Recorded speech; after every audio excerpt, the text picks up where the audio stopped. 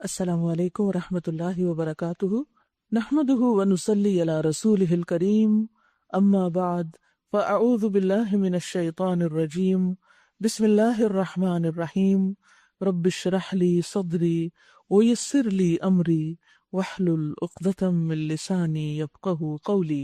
17واں پارہ۔ شروع کرتی ہوں اللہ کے نام سے جو بے انتہا مہربان نہایت رحم فرمانے والا ہے۔ سورۃ الانبیاء۔ اقترب للناس حسابهم وهم فی غفلۃ معرضون۔ قریب آ گیا ہے لوگوں کے حساب کا وقت اور وہ ہیں کہ غفلت میں منہ موڑے ہوئے ہیں۔ اشارہ ہے قیامت کی آمد کی طرف، یعنی قیامت کا آنا اب قریب ہے، کیونکہ رسول اللہ صلی اللہ علیہ وسلم آخری نبی تھے۔ اور ویسے بھی آپ دیکھیے کہ دنیا کی زندگی ایک محدود زندگی ہے، چاہے وہ ہزاروں سال پر مشتمل ہو، آخرت کے مقابلے میں جو کہ ہمیشہ ہمیشہ کے لیے ہے، کبھی ختم نہ ہوگی۔ لہذا دنیا میں یہ وقت جو گزرتا چلا جا رہا ہے یہ تمام انسانیت کو آخرت کے قریب کر رہا ہے، لیکن لوگوں کا حال کیا ہے کہ وہ اس کے بارے میں سوچتے نہیں۔ جو شخص آخرت پر ایمان رکھتا ہے وہ ہمیشہ قیامت کے دن کی فکر کرتا ہے کہ مجھے ایک دن ان سارے مراحل سے گزرنا ہوگا اور اس وقت میں اکیلا ہوں گا، کوئی میرے ساتھ نہیں ہوگا، کوئی مجھے پوچھے گا بھی نہیں۔ تو اس تصور سے انسان کے اندر غفلت ختم ہو جاتی ہے، اس کی دنیا کی آرزویں کم ہو جاتی ہیں، وہ لمبی لمبی امیدیں نہیں باندھتا، اس کا نفس توبہ کی طرف راغب ہوتا ہے اور دنیا کی طرف میلان اس کا کم ہو جاتا ہے۔ جہاں تک قیامت کے قریب آنے کا تعلق ہے، ابی بن کعب رضی اللہ عنہ فرماتے ہیں کہ جب رات کا تہائی حصہ گزر جاتا، یعنی 3 حصے گزر جاتی رات، تو رسول اللہ صلی اللہ علیہ وسلم اٹھ کھڑے ہوتے اور فرماتے، اے لوگو، اللہ کو یاد کرو، اللہ کو یاد کرو، آ گئی کانپنے والی، اور اس کے بعد زلزلے کا ایک اور جھٹکا پڑے گا۔ یوم ترجف الراجفہ تتبعها الرادفہ، آ گئی موت اپنی سختیوں کے ساتھ۔ یعنی قیامت تو اپنے ایک مقرر وقت پر ہی آئے گی، لیکن ہر شخص کی قیامت کب شروع ہو جاتی ہے؟ جب اس کی موت آ جاتی ہے۔ تو ہر شخص کی زندگی روز بروز کم ہوتی چلی جا رہی ہے، ہمارا کاؤنٹ ڈاؤن شروع ہو چکا ہے، ہم زندگی سے زیادہ موت کے قریب ہوتے جا رہے ہیں۔ اور ویسے بھی قیامت کا آنا اچانک آنا ہے، اس لیے جو چیز اچانک ہوتی ہے، جس کے آنے کا پتہ نہیں کہ آج آ جائے کل آ جائے، وہ ویسے بھی قریب ہوتی ہے۔ رسول اللہ صلی اللہ علیہ وسلم نے فرمایا، قیامت اس قدر جلد آئے گی کہ 2 آدمیوں نے کپڑا کھولا ہوگا لیکن وہ خرید و فروخت نہیں کر سکیں گے اور نہ ہی اسے لپیٹ سکیں گے، اتنے میں یہ قیامت آ جائے گی۔ فرمایا جب ایک آدمی اپنی اونٹنی کا دودھ لے کر آ رہا ہوگا اور وہ اسے پی نہیں سکے گا کہ اسی حال میں قیامت آ جائے گی۔ ایک شخص اپنا حوض تیار کر رہا ہوگا اور وہ اس سے پانی پی نہیں سکے گا اور قیامت آ جائے گی۔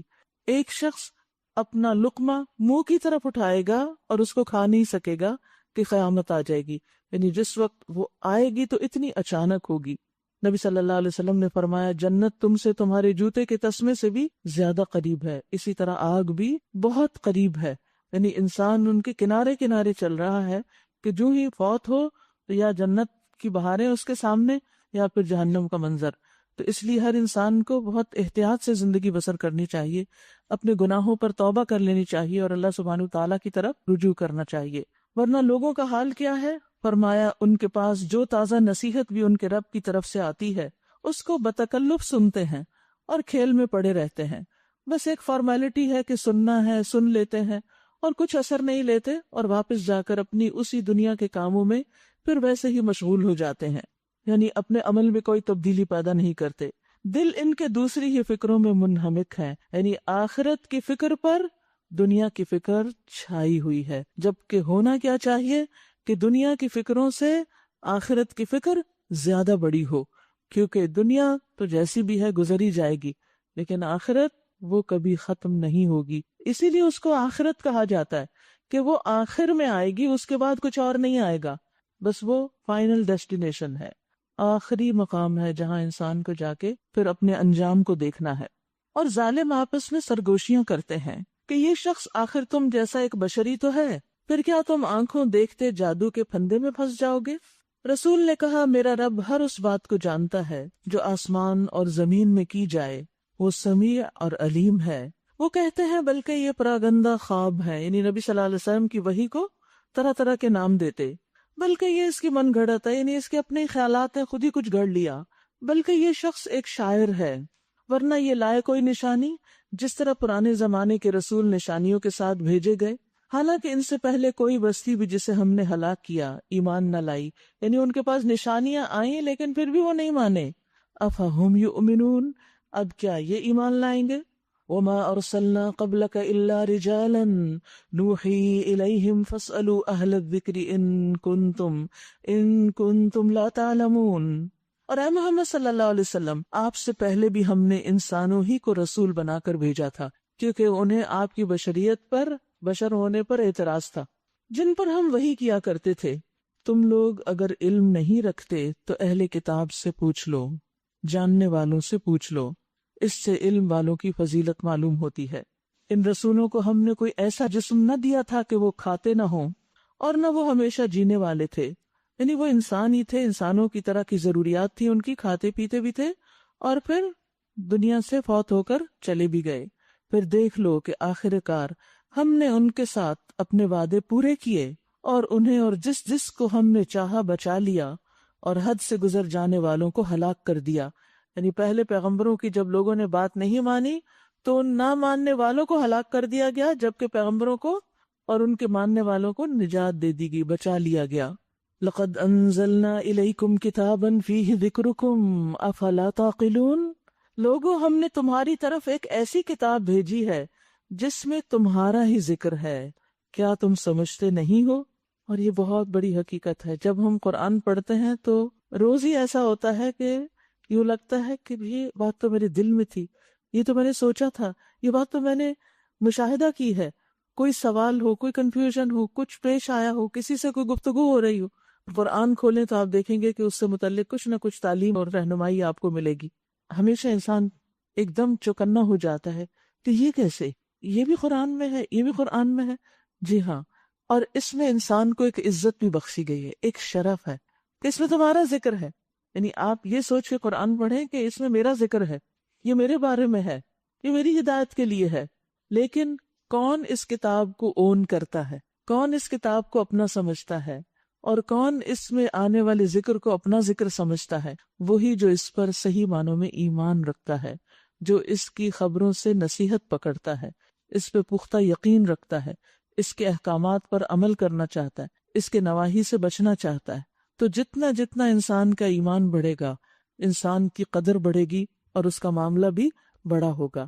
اللہ سبحانہ وتعالیٰ اس کتاب کے ذریعے لوگوں کو عزت بخشتا ہے، یعنی جو لوگ اس کتاب کو لے کر عمل کرتے ہیں، اس کو پڑھتے ہیں اور اس کی خدمت میں لگ جاتے ہیں، دنیا میں بھی عزت پاتے ہیں اور آخرت میں بھی وہ اہل القرآن میں شمار ہوں گے۔ عامر بن واصلہ سے روایت ہے کہ نافع بن عبد الحارث حضرت عمر رضی اللہ عنہ سے عصفان میں ملے، عصفان ایک جگہ کا نام ہے، تو انہوں نے ان کو مکہ کے امور پہ مقرر کیا ہوا تھا۔ تو حضرت عمر نے ان سے پوچھا کہ تم نے وادی والوں پر کس کو عامل بنایا ہے؟ تو نافع بن عبد الحارث نے کہا ابن ابزہ کو۔ تو حضرت عمر کہنے لگے کہ ابن ابزہ کون ہے؟ کہنے لگے ہمارے آزاد کردہ غلاموں میں سے ایک غلام تھا، یعنی جن کو آزاد کر دیا گیا ان میں سے ایک ہے۔ اور عرب کے معاشرے میں غلاموں کی کوئی قدر و قیمت نہیں تھی، ان کو سیکنڈ کلاس بلکہ تھرڈ کلاس سٹیزن سمجھا جاتا تھا۔ حضرت عمر نے کہا کہ تم نے ایک آزاد کردہ غلام کو اپنا جانشین بنا دیا، یعنی حیران ہوئے کہ اچھا وہ گورنر بن گئے ہیں۔ انہوں نے کہا وہ اللہ عز و جل کی کتاب کو پڑھنے والا ہے اور فرائض کا عالم ہے، یعنی علم رکھتا ہے۔ حضرت عمر نے کہا کہ ہاں واقعی تمہارے نبی صلی اللہ علیہ وسلم نے فرمایا تھا کہ بے شک اللہ اسی کتاب کے ذریعے بہت سے لوگوں کو اونچا کر دیتا ہے، یعنی ان غلاموں کو عزت ملی اس کتاب کا علم حاصل کر کے، اور بہتوں کو اس کے ذریعے نیچے گرا دیتا ہے، یعنی وہ اس کا ذکر تو کرتے ہیں مگر اس کے اوپر توجہ نہیں دیتے، لہٰذا دنیا میں بھی ذلیل و رسوا ہو جاتے ہیں۔ کتنی ہی ظالم بستیاں ہیں جن کو ہم نے پیس کر رکھ دیا اور ان کے بعد دوسری کسی قوم کو اٹھایا، جب ان کو ہمارا عذاب محسوس ہوا تو لگے وہاں سے بھاگنے، کہا گیا بھاگو نہیں، جاؤ اپنے انہی گھروں اور عیش کے سامانوں میں جن کے اندر تم عیش کر رہے تھے، شاید کہ تم سے پوچھا جائے۔ کہنے لگے ہائے ہماری کم بختی، بے شک ہم خطاوار تھے اور وہ یہی پکارتے رہے. فما زالت تلک دعواہم حتی جعلناہم حصیدا خامدین، یہاں تک کہ ہم نے ان کو کھلیان کر دیا، کٹی ہوئی فصل کی طرح کر دیا، زندگی کا ایک شرارہ تک ان میں نہ رہا. وما خلقنا السماء والارض وما بینہما لاعبین، ہم نے اس آسمان اور زمین کو اور جو کچھ بھی ان میں ہے، یعنی آسمان کے نیچے اور زمین کے اوپر، کچھ کھیل کے طور پر نہیں بنایا، یعنی بامقصد بنایا ہے. اگر ہم کوئی کھلونا بنانا چاہتے اور بس یہی کچھ ہمیں کرنا ہوتا تو اپنے ہی پاس سے کر لیتے، مگر ہم تو باطل پر حق کی چوٹ لگاتے ہیں جو اس کا سر توڑ دیتی ہے اور دیکھتے دیکھتے وہ مٹ جاتا ہے. اور تمہارے لیے تباہی ہے ان باتوں کی وجہ سے جو تم بناتے ہو. یعنی اگر دنیا کو صرف ایک انٹرٹینمنٹ کی جگہ بنانا ہوتا تو پھر اتنے عقل مند ذی شعور انسان کو پیدا نہ کیا جاتا جس کو کچھ اختیارات دیے گئے اور اس کے پاس ہدایت بھیجی گئی، پیغمبر بھیجے گئے، عقل سمجھ دی گئی، کان، آنکھ، دل، دماغ دیے گئے کہ وہ غور و فکر کرے اور اپنے رب کو پہچانے اور اس کی عبادت کرے. زمین اور آسمانوں میں جو بھی مخلوق ہے اللہ کی ہے، اور جو فرشتے اس کے پاس ہیں وہ نہ اپنے آپ کو بڑا سمجھ کر اس کی بندگی سے سرتابی کرتے ہیں اور نہ ملول ہوتے ہیں، یعنی تھکتے نہیں، اکتاتے نہیں، بور نہیں ہوتے، شب و روز اس کی تسبیح کرتے ہیں، دم نہیں لیتے، رکتے ہی نہیں. اب دیکھیے کہ ہم انسانوں کو اگرچہ بڑا مرتبہ دیا گیا، لیکن ہمارا کیا حال ہے؟ زیادہ سے زیادہ ذکر کتنی دیر کرتے ہیں، اور کرتے بھی تو کیسے؟ کبھی نماز پڑھنے کے بعد اپنے ہاتھوں کی انگلیوں پر غور کیا کیجئے کہ کس رفتار سے آپ پڑھ رہے ہوتے ہیں. یعنی بعض اوقات مشاہدہ کیے گئے کہ لوگ اس طرح پڑھ رہے ہوتے ہیں تو مجھے کبھی سمجھ نہیں آتی کیا پڑھ رہے ہیں. سبحان اللہ سبحان اللہ سبحان اللہ سبحان اللہ سبحان اللہ، یہ کیا ہے؟ سبحان اللہ، یہ کیا مذاق ہے؟ یہ اللہ کا ذکر ہے؟ کس بات کی جلدی ہے؟ ادھر دیکھ رہے ہیں ادھر دیکھ رہے ہیں، سن کچھ اور ہے، دماغ کہیں اور چل رہا ہے. سبحان اللہ سبحان اللہ الحمد للہ، یہ ذکر نہیں ہوتا، یہ اللہ کا نام لیا جا رہا ہے. اس کا ایک ادب ہے، احترام ہے. فرشتے تھکتے ہی نہیں. کچھ فرشتے ہیں جو صرف تسبیح کر رہے ہیں، کچھ اللہ کے حضور کھڑے ہیں اور ذکر کر رہے ہیں اللہ کا، کچھ رکوع میں ہیں، کچھ سجدے میں ہیں، سر ہی نہیں اٹھاتے، مستقل عبادت کیے چلے جا رہے ہیں. آسمان فرشتوں کی کثرت کی وجہ سے چرچرا رہا ہے، اور اسے حق ہے کہ چرچرائے، کیونکہ ایک بالش جگہ بھی ایسی نہیں کہ جہاں کوئی نہ کوئی معزز فرشتہ اللہ کی عبادت میں مشغول نہ ہو. زمین و آسمان کی ہر چیز اس کی تسبیح کرتی ہے، ہر چیز اس کے آگے سجدہ ریز ہے، اس کی اطاعت گزار ہے، اس کی فرما بردار ہے. ایک ہم اس کا حق ادا نہیں کریں گے تو اس کی شان میں کچھ فرق نہیں آئے گا. ہمیں یہ سوچنا چاہیے کہ ہم اس کی عبادت کا کتنا حق ادا کرتے ہیں. یاد رکھیے عبادت میں دل اسی کا لگتا ہے جس کو اللہ سے محبت ہوتی ہے. جب اللہ سے محبت ہوتی ہے، اس کی طرف رغبت ہوتی ہے، تو اس وجہ سے انسان کو عبادت میں بوریت پھر نہیں ہوتی. ٹھیک ہے ہم انسان ہیں، جسمانی کمزوریاں ہم میں، کبھی بدن تھک جاتا ہے، اس وجہ سے ہم پھر آرام کر لیتے ہیں، ہمیں سونے کی ضرورت ہوتی ہے. لیکن جب اللہ کی محبت ہوتی ہے تو آپ دیکھیے کہ نماز بھی کتنی آسان ہو جاتی. خاص طور پر جو لوگ آج کل رات کو تراویح انجوائے کر رہے ہیں، یعنی ایک ہوتا ہے پڑھنا تھا کہ ہمارے، یعنی بس یہ کہ بس ڈیوٹی پوری کرنی، اور کچھ لوگ ہیں واقعی اس کو انجوائے کرتے ہیں، قرآن کے سننے کو، اس کے پڑھنے کو، اس کے قیام کو. اور جو رکعتیں آگے بڑھتی جاتی ہیں انسان ایکٹیو بھی ہو جاتا ہے تھوڑی ایکسرسائز کے بعد، اور جو رات آگے جاتی ہے لطف بھی زیادہ آنے لگتا ہے. لیکن یہ اسی وقت ہوتا ہے جب آپ کو اللہ سے محبت ہو، اللہ کی کتاب سے محبت ہو. کبھی آپ کو حیرت نہیں ہوتی کہ اچھا یہ میں وہی ہوں کہ جس پر عشاء کی نماز بھی مشکل ہوتی تھی اور اب اللہ تعالیٰ اس رمضان کی برکت سے توفیق دے رہا ہے اور گھنٹہ ڈیڑھ، یعنی کم از کم تراویح میں جو نارمل بھی پڑھائے تو 1.5 گھنٹہ تو کہیں نہیں جاتا. تو یہ ایکسٹرا ٹائم کہاں سے آ گیا؟ میری ساری روٹین کے اندر یہ وقت نکل آیا. یہ رمضان کی برکت تو ہے، لیکن حقیقت یہ ہے کہ انسان کا جو ایمان بڑھتا ہے، اللہ کی محبت بڑھتی ہے، تو یہ عبادت بھی مشکل نہیں لگتی. اس میں بھی انسان کو ایک خوشی اور ایک سکون اور ایک اطمینان نصیب ہوتا ہے. کیا ان لوگوں کے بنائے ہوئے عرضی الہ ایسے ہیں کہ بے جان کو جان بخش کر اٹھا کھڑا کرتے ہیں؟ یعنی جن بتوں کو یہ اپنا رب سمجھتے ہیں، کیا وہ کچھ بناتے بھی ہیں؟ یعنی الہ تو وہ ہوتا ہے جو خالق ہوتا ہے.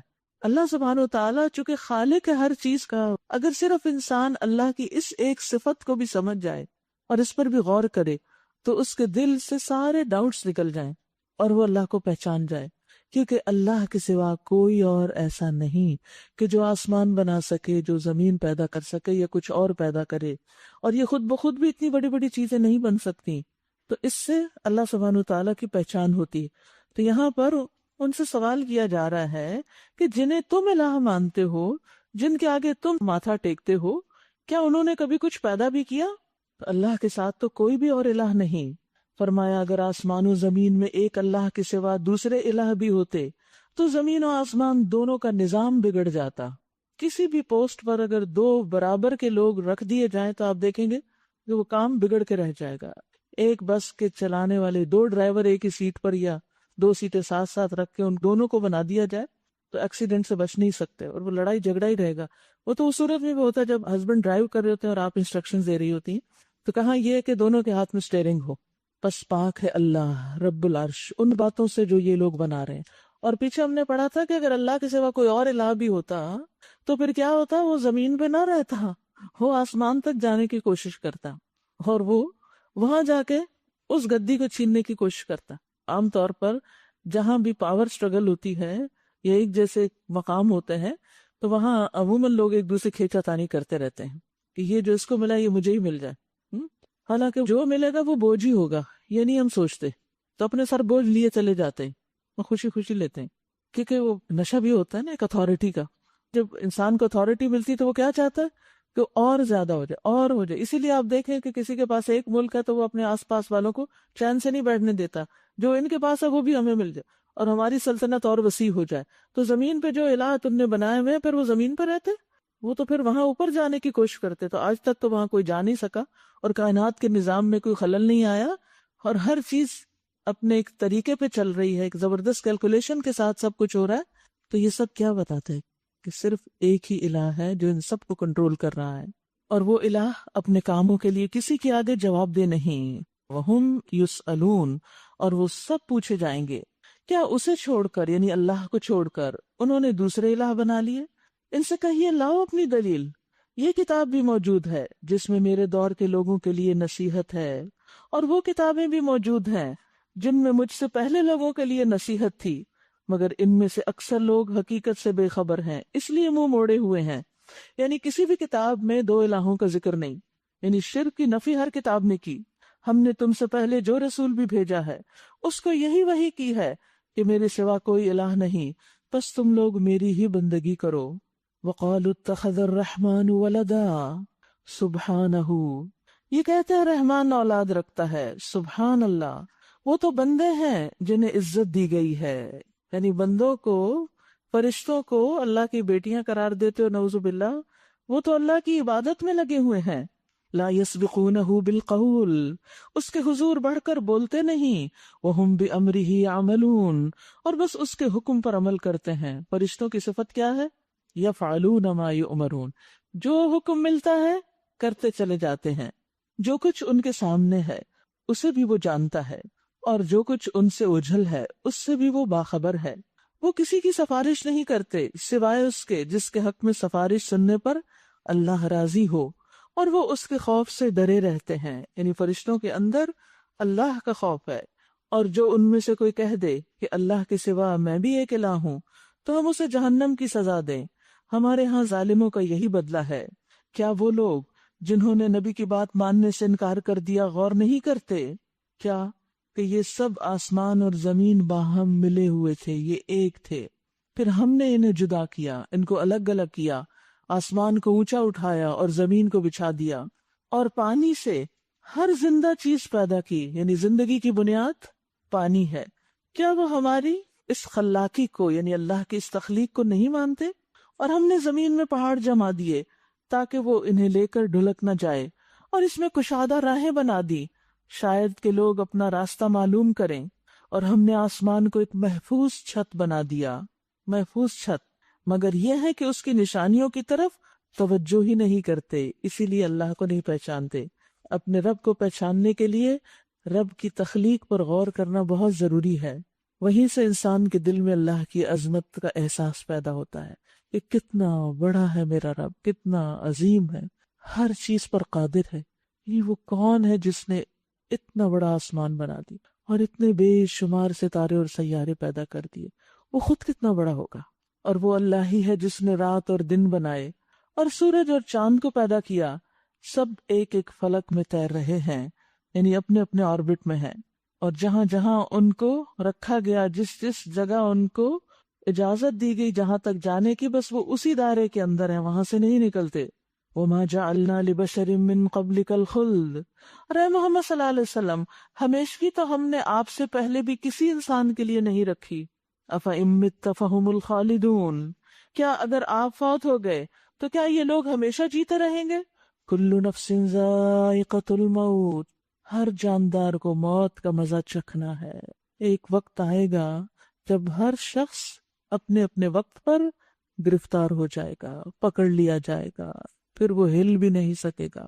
موت اس پر چھا رہی ہوگی. کسی ڈاکٹر کی دوا کام نہ آئے گی، کسی دم کرنے والے کا دم جھاڑ فائدہ نہ دے گا، کسی مشین سے لگی ہوئی آکسیجن سانس نہ دلا سکے گی.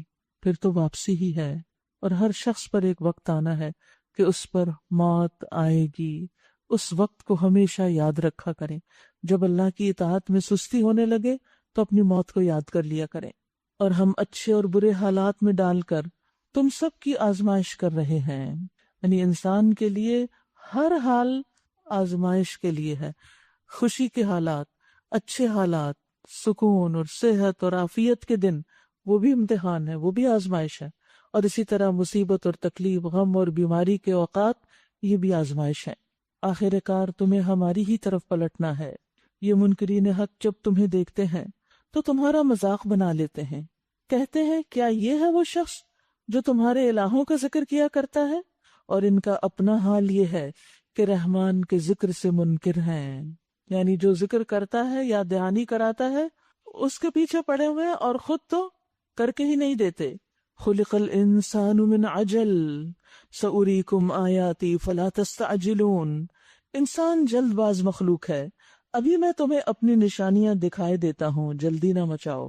تو اس سے پتہ چلتا ہے کہ جلد بازی انسان کی فطرت میں ہے، انسان کے اندر رکھ دی گئی ہے، اس لیے وہ کسی نہ کسی موقع پر ضرور سامنے آ جاتی. اور آپ نے دیکھا ہوگا ہم میں سے اکثر لوگ جلدی بچاتے ہیں. نہیں کوئی بھی کام ہو تو ان کو اگر کہیں نہ بھی تو اپنے اندر ہی ایک بے قراری ہے، بے چینی کہ یہ کب ختم ہوگا. کلاس شروع ہو تو اچھا کب ختم ہوگی، نماز شروع ہو تو یہ کب ختم ہوگی، قرآن کی تلاوت کر لیں اچھا کتنا ٹائم رہ گیا ہے.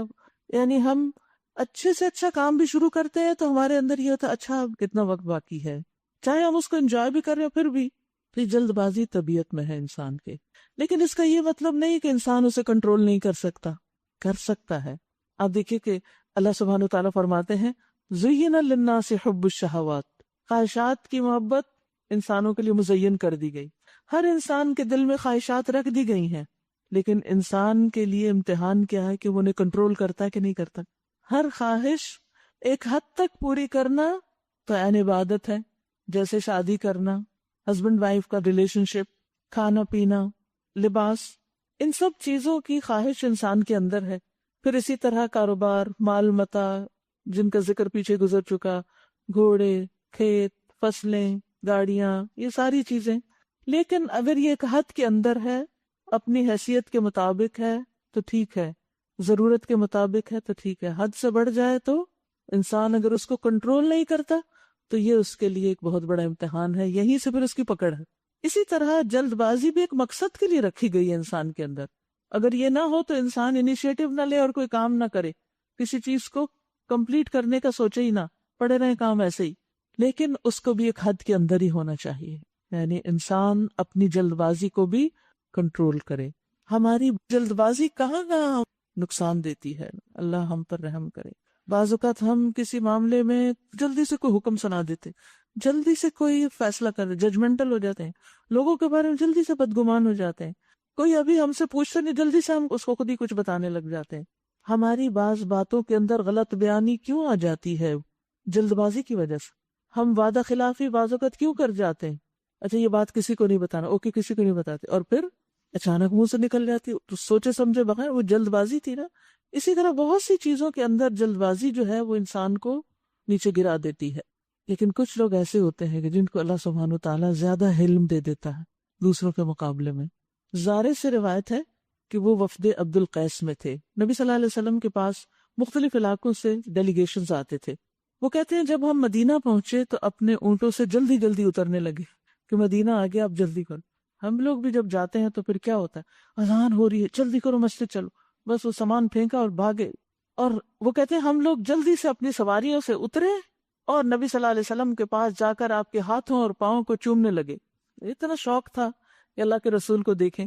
لیکن ان کے جو سردار تھے منذر اشج، وہ انتظار میں رہے یہاں تک کہ وہ اپنے سامان کے پاس آئے، اپنے 2 کپڑے نکال کے پہنے نے، کپڑے چینج کیے، کیونکہ سفر سے ظاہر ہے کہ پسینے کی بو، اور اس زمانے میں سفر کو کورڈ تو نہیں ہوتا تھا، مٹی دھول ہر چیز. تو انہوں نے اپنے کپڑے تبدیل کیے، پھر نبی صلی اللہ علیہ وسلم کے پاس آئے، یعنی آرام سے. تو آپ نے ان سے فرمایا کہ تمہارے اندر 2 خصلتیں ایسی ہیں جو اللہ کو محبوب ہیں، ایک بردباری اور دوسرے وقار اور متانت. انہوں نے کہا اللہ کے رسول، کیا یہ دونوں خصلتیں جو مجھ میں ہیں میں نے ان کو اختیار کیا ہے، یعنی یہ میری ایفرٹ یا اکتسابی ہیں، یا اللہ تعالیٰ نے مجھ میں پیدائش سے ہی یہ خصلتیں رکھ دی، یعنی کسبی ہے یا وہبی جیسے ہم کہتے ہیں نا عام الفاظ میں. تو آپ صلی اللہ علیہ وسلم نے فرمایا بلکہ اللہ نے پیدائش سے ہی تمہارے اندر یہ خصلت رکھ دی. اس پر انہوں نے کہا اللہ کا شکر ہے جس نے مجھے ایسی 2 خصلتوں کے ساتھ پیدا کیا جن دونوں کو اللہ اور اس کا رسول پسند فرماتے ہیں. پھر نکتہ یاد کریے، ہمیشہ دھیان میں رکھیے کون سی چیز ہے جو اللہ کو پسند ہے، کون سی چیز ہے جو اللہ کے رسول کو پسند ہے. تو یہ ہمیں کیوں بتا دیا گیا کہ یہ پسند ہے، یہ پسند ہے، تاکہ ہم اس کو اختیار کریں. ان کے اندر تو رکھ دی گئی، ہمارے اندر اگر نہیں ہے تو ہمیں ذرا کوشش کرنی پڑے گی، محنت کرنی پڑے گی، لیکن ہو جائے گا.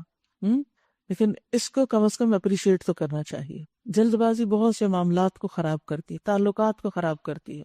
اور پھر جلد بازی صرف معاملات میں ہی نہیں ہوتی، بعض اوقات گفتگو میں بھی ہوتی ہے.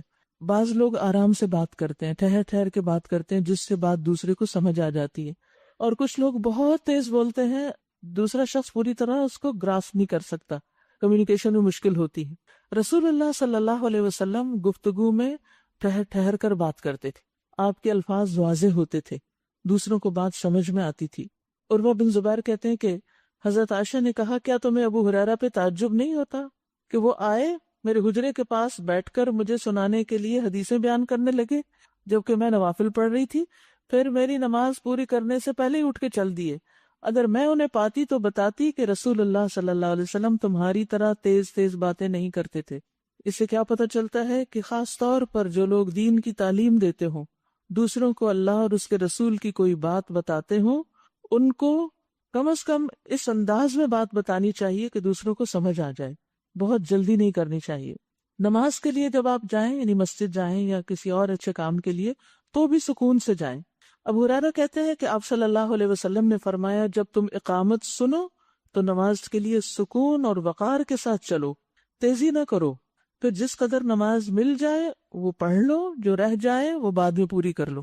یعنی ہمیں یہ ہوتا نا کہ امام رکوع نہ کر لے، ہم فوراً پہنچے، اور اس میں بعض لوگ تو دوڑ لگا دیتے ہیں مسجد کے اندر ہی، تو دھم دھم کی آواز جو ہے، اب آپ دیکھیں آگے لوگ نماز پڑھ رہے ہیں، ان کو ایک پریشانی بھی ہو سکتی ہے کہ پتہ نہیں کیا ہو گیا پیچھے جو لوگ دوڑ رہے ہیں.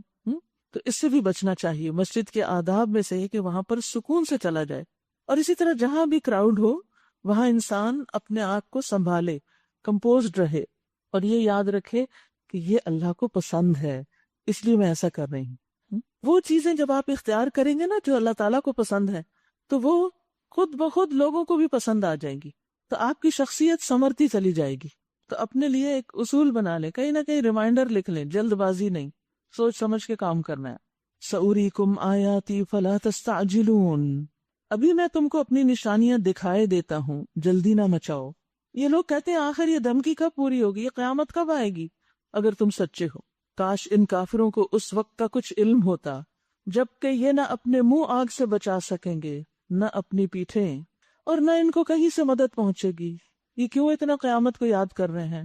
وہ بلا اچانک آئے گی اور انہیں اس طرح یکلخت دبوچ لے گی کہ یہ اس کو نہ دور کر سکیں گے اور نہ انہیں لمحے بھر کی کوئی مہلت ملے گی. جیسے پیچھے ذکر ہو چکا نا کہ قیامت اس حال میں آئے گی کہ ایک انسان اپنا لقمہ اٹھا کے منہ کی طرف لے جا رہا ہوگا اور اسے کھا نہ سکے گا. مذاق تم سے پہلے بھی رسولوں کا اڑایا جا چکا ہے، مگر ان کا مذاق اڑانے والے اسی چیز کے پھیر میں آ کر رہے جس کا وہ مذاق اڑاتے تھے. ان سے کہیے کون ہے جو رات کو یا دن کو تمہیں رحمان سے بچا سکتا ہو، مگر یہ اپنے رب کی نصیحت سے منہ موڑ رہے ہیں۔ کیا یہ کچھ ایسے الہ رکھتے ہیں جو ہمارے مقابلے میں ان کی حمایت کریں؟ وہ تو نہ خود اپنی مدد کر سکتے ہیں اور نہ ہماری ہی تائید ان کو حاصل ہے۔ اصل بات یہ ہے کہ ان لوگوں کو اور ان کے آباء و اجداد کو ہم زندگی کا سر و سامان دیے چلے گئے، یہاں تک کہ ان کو دن لگ گئے، یعنی یہ غلط فہمیوں میں پڑ گئے کہ اس مہربانی کی وجہ سے ہماری کوئی پوچھ نہیں ہونی۔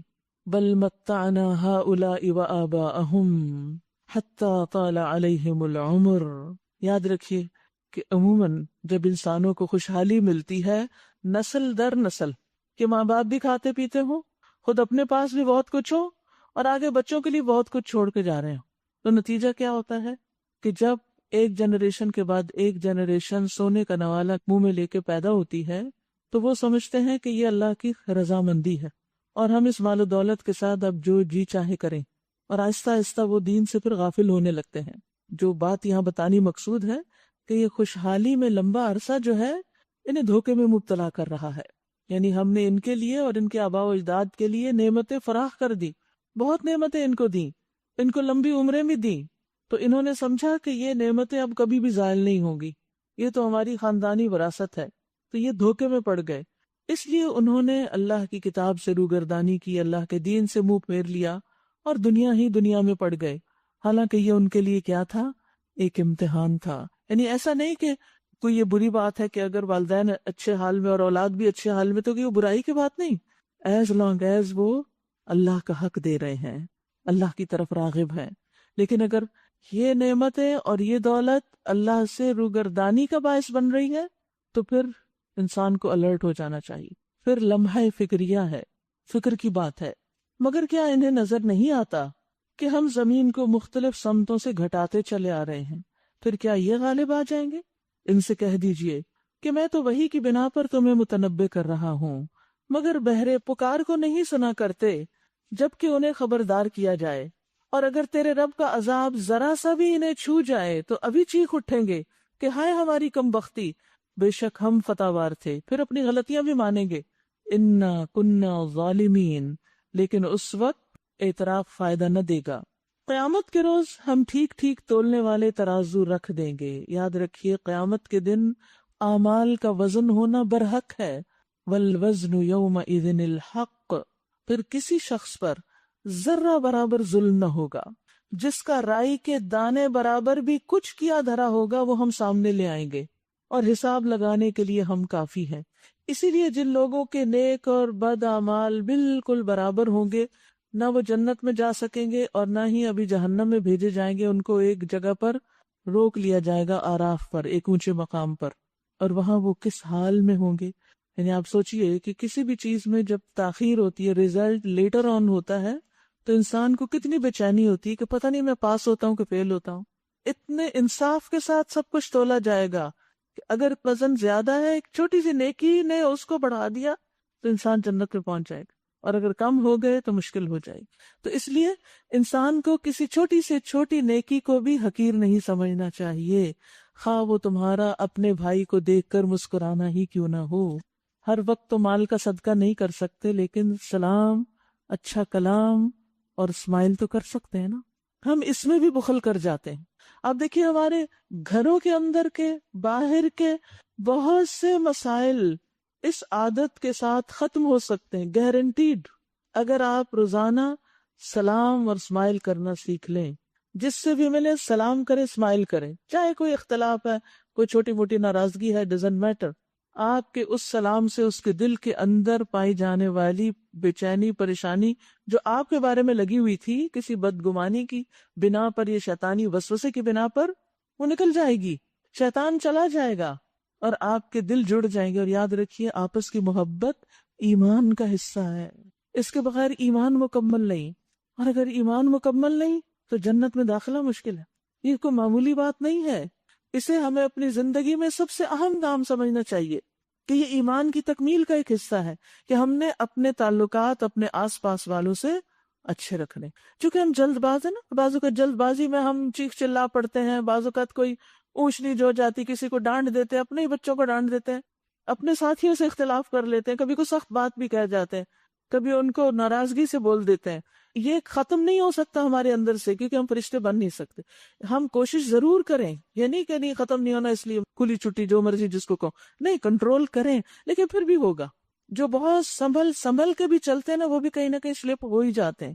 اور آپ دیکھیے کہ جب سلپ ہو جاتا ہے انسان، پھر کیا ہوتا ہے؟ گر جاتا ہے. اور جب گر جاتا ہے تو پھر کیا ہوتا ہے؟ چوٹ لگتی ہے، کبھی موچ آتی ہے اور کبھی ہڈی بھی ٹوٹ جاتی ہے اور انسان بیکار ہو جاتا ہے. تو یہ سلپس، ان کو کنٹرول کرتے رہنا چاہیے کہ یہ نہ ہو. لیکن پھر بھی اگر ہو گیا ہے تو ڈیمیج تو ہوگا. کبھی انسان نہ بھی گرے نا اور کھچ بھی پڑ جاتی، مسل سٹریچ ہو جاتا ہے، اس کی بھی درد نہیں جاتی. آپ کہتے ہیں میں تو گری بھی نہیں تھی پھر بھی کچھ ہو گیا مجھے. تو اسی طرح جب ہماری زبان پھسلتی ہے یا ہمارے رویوں میں کچھ گڑبڑ ہوتی ہے تو اس کا بہترین علاج یہ ہے کہ اسے بلائیں، معاف کریں، اسمائل کریں، سلام کریں. تو اللہ سبحانہ تعالیٰ نے اس کے اندر اتنی طاقت رکھی ہے کہ بہت سے مسائل ان کہے طریقے سے حل ہو جائیں گے. ایک سنہری نسخہ ہے، سلام کرو گے سلامت رہو گے. سلام کا تو مطلب ہی یہی ہے کہ تم سلامت رہو. اور جب آپ کسی کو دعا دیتے ہیں تو فرشتہ کیا کرتا ہے؟ آمین، کہ تم بھی سلامت رہو. اور سامنے والا بھی آپ کو سلامتی کی دعا دے دیتا ہے. تو مسائل تو ختم ہو جائیں گے انشاءاللہ. لیکن اگر یہ چیز عام نہ کی تو پھر مشکلیں ہی مشکلیں. پہلے ہم موسیٰ اور ہارون کو فرقان اور روشنی اور ذکر عطا کر چکے ہیں، ان متقی لوگوں کی بھلائی کے لیے جو بن دیکھے اپنے رب سے ڈریں اور جن کو حساب کی اس گھڑی کا کھٹکا لگا ہوا ہو. اور اب یہ بابرکت ذکر ہم نے تمہارے لیے نازل کیا ہے، پھر کیا تم اس کو قبول کرنے سے انکاری ہو؟ ھذا ذکر مبارک انزلناہ، یہ کتاب اللہ کا کلام مبارک ذکر ہے. اس کو پڑھنے سے زندگی میں، وقت میں، ہر چیز میں برکت آتی ہے. تو کیا تم اس کا انکار کرتے ہو؟ اس کو نہیں پڑھو گے، اس کو نہیں مانو گے، اس پر عمل نہیں کرو گے، اس کے لیے وقت نہیں نکالو گے. وَلَقَدْ آتَيْنَا إِبْرَاهِيمَ رُشْدَهُ مِن قَبْلُ وَكُنَّا بِهِ عَالِمِينَ، اس سے پہلے بھی ہم نے ابراہیم علیہ السلام کو اس کی ہوش مندی بخشی تھی اور ہم اس کو خوب جانتے تھے. اذ قال لأبیہ وقومہ ما هذه التماثیل التي انتم لها عاکفون، یاد کرو وہ موقع جبکہ اس نے اپنے باپ اور اپنی قوم سے کہا تھا یہ کیسی مورتیاں ہیں جن کے تم لوگ غرویدہ ہو رہے ہو. قالوا وجدنا آباءنا لها عابدین، کوئی جواب نہیں سوائے اس کے انہوں نے کہا ہم نے اپنے باپ دادا کو ان کی عبادت کرتے پایا ہے. اس نے کہا تم بھی گمراہ ہو اور تمہارے باپ دادا بھی سری گمراہی میں پڑے ہوئے تھے. انہوں نے کہا کیا تو ہمارے سامنے اپنے اصلی خیالات پیش کر رہا ہے یا مذاق کرتا ہے؟ Are you serious? کیا میں اور ہمارے باپ دادا کو گمراہ کہہ رہے ہو؟ اس نے جواب دیا نہیں، بلکہ فی الواقع تمہارا رب وہی ہے جو زمین اور آسمانوں کا رب اور ان کا پیدا کرنے والا ہے، اور اس پر میں تمہارے سامنے گواہی دیتا ہوں. وَأَنَا عَلَى ذَلِكُمْ مِنَ الشَّاهِدِينَ، اور اللہ کی قسم میں تمہاری غیر موجودگی میں ضرور تمہارے بتوں کی خبر لوں گا. چنانچہ اس نے ان کو ٹکڑے ٹکڑے کر دیا اور صرف ان کے بڑے کو چھوڑ دیا، شاید کہ وہ اس کی طرف رجوع کریں، کہ اس سے جا کے پوچھیں کہ کیا گزری باقیوں پر. فَجَعَلَهُمْ جُذَاذًا إِلَّا كَبِيرًا لَهُمْ، یہ نہیں کہا کبیرہم، کبیرًا لَهُمْ، جو انہوں نے بڑا مان رکھا تھا. یعنی جس چیز کو اللہ نے حقیر کیا، ان بتوں کو ان کی تعظیم نہیں کرنی چاہیے. اسی لیے ابراہیم علیہ السلام اپنے گفتگو میں بھی بہت محتاط ہے. کبیرن لہم، کبیر جو ان کے لیے کبیر ہے میرے لیے نہیں ہے، میں اس کو بڑا نہیں مانتا. انہوں نے آ کر بتوں کا یہ حال دیکھا تو کہنے لگے ہمارے خداؤں کا یہ حال کس نے کر دیا؟ بڑا ہی کوئی ظالم تھا وہ. بعض لوگ بولے ہم نے ایک نوجوان کو ان کا ذکر کرتے سنا تھا جس کا نام ابراہیم ہے. وہی جو پچھلی بات ہے نا، میں ان کی خبر لوں گا، وہ کچھ لوگوں کو یاد رہ گئی. انہوں نے کہا تو پکڑ لاؤ اسے سب کے سامنے تاکہ لوگ دیکھ لیں. یعنی کیا دیکھ لیں؟ کہ پھر ہم اس کے ساتھ کرتے کیا ہیں. ابراہیم کے آنے پر علیہ السلام انہوں نے پوچھا کیوں ابراہیم تو نے ہمارے خداؤں کے ساتھ یہ حرکت کی؟ اس نے جواب دیا بلکہ یہ سب کچھ ان کے اس سردار نے کیا ہے. یہ جو بڑا بچا ہوا نا، انہی سے پوچھ لو اگر یہ بولتے ہوں. یہ سن کر وہ لوگ اپنے ضمیر کی طرف پلٹے. انہیں ہوش تو آ گئی تھوڑی دیر، لیکن دل میں کہنے لگے واقعی تم خود ہی ظالم ہو. یعنی ان کو یہ شوق لگا، ابراہیم علیہ السلام کی اس بات نے ان کو ہلا کے رکھ دیا کہ ہاں واقعی یہ تو ہم غلط کر رہے ہیں. لیکن پھر کیا ہوا؟ پھر وہی پرانی جاہلیت لوٹ آئی. ثم نکسوا علی رؤوسہم، پھر ان کی مت پلٹ گئی اور بولے تو جانتا ہے کہ یہ نہیں بولتے. خود ہی کہہ رہے ہیں یہ نہیں بولتے ہی نہیں تو پھر یہ ہے کیا، یہ کیا کرتے ہیں؟ اور بولنا تو سب سے آسان کام ہوتا ہے، اور جو بولتا نہیں وہ باقی تمہارے کام کہاں سے بناتا ہے. ابراہیم علیہ السلام نے کہا پھر کیا تم اللہ کو چھوڑ کر ان چیزوں کو پوج رہے ہو جو نہ تمہیں نفع پہنچانے پہ قادر ہیں نہ نقصان؟ تف ہے تم پر اور تمہارے ان معبودوں پر جن کی تم اللہ کو چھوڑ کر عبادت کر رہے ہو، کیا تم کچھ بھی عقل نہیں رکھتے؟ انہوں نے کہا جلا ڈالو اس کو اور حمایت کرو اپنے الہوں کی، خداؤں کی، اگر تمہیں کچھ کرنا ہے. قلنا یا نار کونی بردن وسلاما علی ابراہیم، ہم نے کہا اے آگ ٹھنڈی ہو جا اور سلامتی بن جا ابراہیم پر. سبحان اللہ، صرف یہ نہیں کہا ٹھنڈی ہو جا، ساتھ کا سلامتی بھی بن جا. آگ اور ٹھنڈک اور سلامتی. ابو عالیہ کہتے ہیں کہ اگر اللہ سبحانہ وتعالیٰ وہ سلامن نہ کہتے تو اس آگ کی ٹھنڈک ابراہیم علیہ السلام پر اس کی تپش سے بھی زیادہ سخت ہوتی. جو لوگ کبھی سرد علاقوں میں گئے ہوں یا رہنے کا انہیں اتفاق ہوا ہو جہاں مسلسل برف باری ہوتی ہے اور ٹمپریچر جو ہے بلو 50 چلا جاتا ہے، کہ جب وہ اس سردی میں تھوڑا سا بھی باہر نکلے، صرف چند سیکنڈ کے لیے کھڑے ہوں، تو اس سردی کی جو شدت ہوتی ہے وہ اس دھوپ کی حدت سے کہیں زیادہ سخت ہوتی ہے. انسان برداشت نہیں کر پاتا، بہت سخت سردی ہوتی. تو اس لیے اللہ سبحانہ تعالیٰ نے صرف آپ کو ہی نہیں کہا کہ تم ٹھنڈی ہو جاؤ، بلکہ کہا حد کے اندر ٹھنڈی رہنا، سلامتی والی ٹھنڈک، یعنی ٹو مچ ٹھنڈک بھی نقصان دہ ہے. وہ چاہتے تھے کہ ابراہیم کے ساتھ برائی کریں مگر ہم نے ان کو بری طرح ناکام کر دیا. وَأَرَادُوا بِهِ كَيْدًا فَجَعَلْنَاهُمُ الْأَخْسَرِينَ، سب سے زیادہ گھاٹے میں پڑ گئے. تو یاد رکھیے کہ ابراہیم علیہ السلام کو جب اس آگ میں ڈالا گیا تو صورتحال یہ تھی کہ ساری قوم اس میں شریک ہو گئی، حتیٰ کہ ان کا جو باپ تھا وہ بھی ان لوگوں میں شامل تھا جو آگ کے لیے لکڑیاں اکٹھی کر رہے تھے، کیونکہ انہیں بہت بڑا الاؤ تیار کیا کہ جس میں وہ ان کو ڈالے تو بھاگ کے باہر بھی نہ نکل سکیں، اور پھر اوپر سے پھینکا گیا. اور اتنا بڑا معجزہ اللہ نے دکھایا. مسند احمد کی روایت میں آتا ہے کہ جتنی بھی آس پاس کی مخلوق تھی وہ سب آگ بجھانے میں لگ گئی، اور کہتے ہیں کہ چھپکلی کے سوا ہر جانور نے آگ کو بجھانے کے لیے پھونکے ماری جو بھی ان کی استطاعت میں تھا. اسی لیے رسول اللہ صلی اللہ علیہ وسلم نے چھپکلی کو مارنے کی اجازت دی ہے یا مارنے کا حکم دیا. تو اب دیکھیے کہ کتنا بڑا معجزہ ہے یہ کہ جب کوئی شخص اللہ کی خاطر مخلص ہو جاتا ہے، خالص ایک اللہ کی عبادت کرتا ہے اور لوگوں کی پرواہ نہیں کرتا، وقتی طور پر اس کے لیے آگ کے الاؤ تیار ہو سکتے ہیں، وہ اس میں پھینکا بھی جا سکتا ہے، لیکن بالآخر کامیابی اسی کی ہوتی. اور اللہ تعالیٰ اپنی رحمت کے ساتھ اپنی ہی پیدا کی ہوئی چیزوں کو کیا حکم دیتا ہے کہ تم میرے بندے کے حق میں ہو جاؤ. آگ جلاتی ہے، آگ کے اندر جلنے کی قوت کس نے رکھی ہے؟ اللہ نے رکھی ہے. آگ اللہ کے حکم کی تابع دار ہے جب وہ جلا رہی ہوتی ہے، اور اللہ چاہے تو وہ حکم دے کہ اب نہیں جلاؤ تو وہ نہیں جلائے گی، سلامتی بن جاؤ وہ بن جائے گی. تو اصل یہ کون ہے پھر پیچھے؟ کس کی قوت؟ اللہ کی. تو ہم سب کے لیے بھی عافیت، امن، سلامتی کس میں ہے کہ ہم سب سے زیادہ اپنا تعلق اللہ سبحانہ تعالیٰ کے ساتھ درست کر لیں، کھلے چھپے ہر حال میں اس سے ڈریں اور اس کو راضی کرنے کی فکر کریں. دو طرح کے لوگ ہوتے ہیں، ایک وہ جو اللہ کو راضی کرنے کے لیے لوگوں کی ناراضگی مول لے لیتے ہیں، برداشت کر لیتے ہیں، اور دوسرے وہ جو لوگوں کو راضی کرنے کے لیے اللہ کو ناراض کر دیتے ہیں. سوچنا چاہیے ہم کس میں، اللہ کو راضی کرنے والے لوگوں میں یا بندوں کو راضی کرنے والوں میں؟ کیونکہ جب یہ دو چیزیں آمنے سامنے ہو جاتی ہیں تو انسان کا بڑا امتحان ہوتا ہے، کب انسان کس طرف جاتا ہے.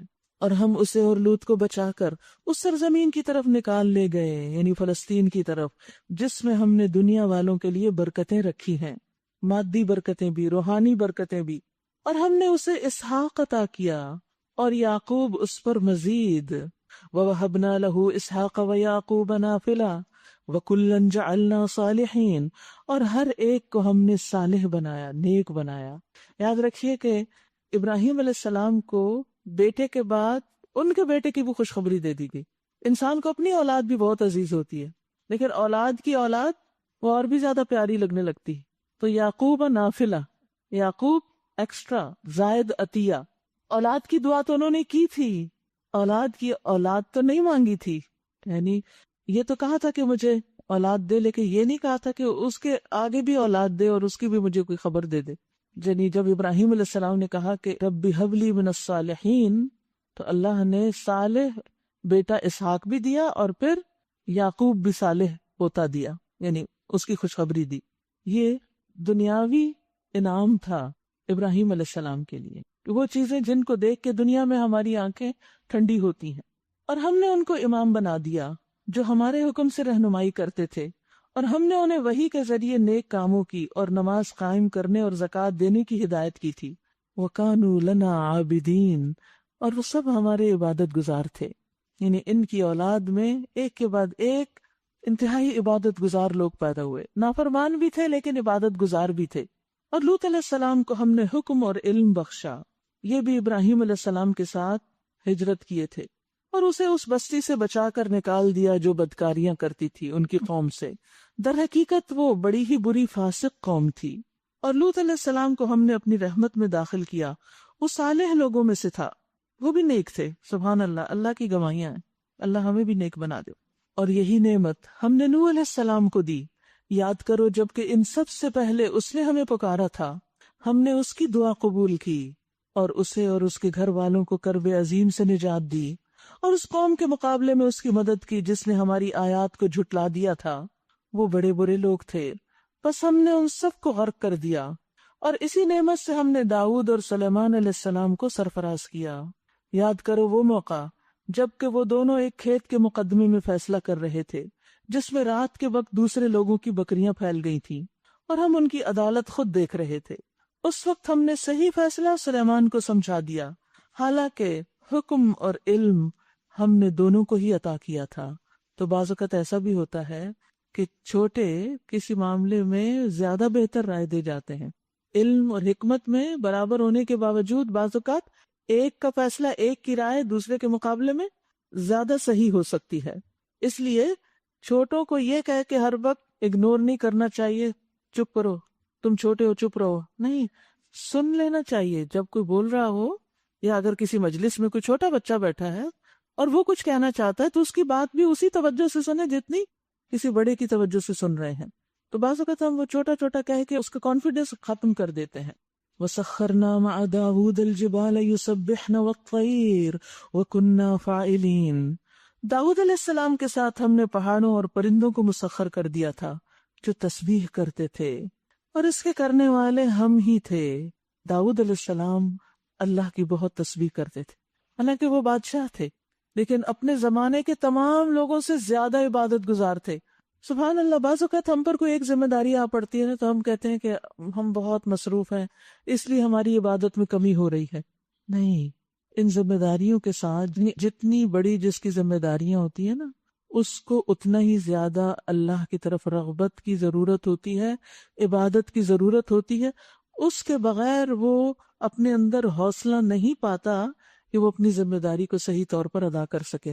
یہ عبادت، آپ دیکھیے کہ داؤد علیہ السلام ایک بادشاہ تھے، ایک نبی تھے، انہیں لوگوں کے فیصلے کرنے پڑتے تھے، لوگوں کے معاملات سلجھانے پڑتے تھے، لوگوں کو تعلیم دینی ہوتی تھی، بہت ان کا کام تھا. لیکن اس کے باوجود وہ اللہ کے ذکر سے غافل نہیں ہوتے تھے، بلکہ اللہ کی دیگر مخلوق بھی ان کے ساتھ مل کے اللہ کی تسبیح کرتی، جس کا یہاں ذکر ہے کہ پہاڑ بھی اور پرندے بھی. اور تسبیح کے فائدے بھی ہیں، تسبیح کرنا نہ بھولیے. اور خصوصاً اگر آپ کے اوپر کام زیادہ ہیں، بوجھ زیادہ ہیں، ذمہ داریاں زیادہ ہیں اور لوگ آپ کو طرح طرح سے ستاتے ہیں، ہرٹ کرتے ہیں، کیونکہ جب کام زیادہ ہوتا ہے نا تو تھوڑی سی ڈسٹربنس بھی انسان کے مزاج پر بڑی گراں گزرتی ہے. یعنی آپ لگے ہوئے کسی اہم کام میں اور آپ کا بچہ آ کے آپ کو کھینچ رہا ہے، اچھا مجھے بتائیں وہ فلاں چیز کہاں ہے، تو اس وقت آپ پھر کیسے جواب دیتے ہیں اس کو؟ ایک دم غصے سے. اس بیچارے کو کیا پتا آپ کتنے امپورٹنٹ کام میں ہیں، کتنے امپورٹنٹ میسج لکھ رہے ہیں یا کال کر رہے ہیں یا کچھ. اس کے لیے تو آپ ماں ہیں. تو جو مائیں خود پڑھنے پڑھانے لگ جاتی ہیں نا انہیں اس ذمہ داری کو نہیں بھولنا چاہیے کہ وہ ایک ماں ہے اور اپنے بچوں کے لیے بہرحال وقت نکالنا ہے. تو یہ جو پیچھے حلم کی اور وقار کی اور آہستگی کی بات ہوئی ہے اسی وجہ سے کہ ایسے مواقع پر خود کو کنٹرول کر کے عجلت اور جلد بازی سے نکل کے توجہ سے بات تھوڑی سی سن لیں اور پھر اپنا کام کر لیں. کیونکہ ڈسٹربنس تو جو ہونی تھی ہو ہی گئی نا. اب آپ کے بد مزاجی سے وہ ٹھیک تو نہیں ہوگی، اور اگر آپ اس وقت ڈانٹ ڈپٹ کرتے بھی ہیں تو بچہ تو بھول جائے گا، کیونکہ وہ بچے بہت جلدی بھول جاتے ہیں. اور تھوڑی دیر کے بعد وہ پھر وہی کچھ کرے گا، تو کیا فائدہ ہوا؟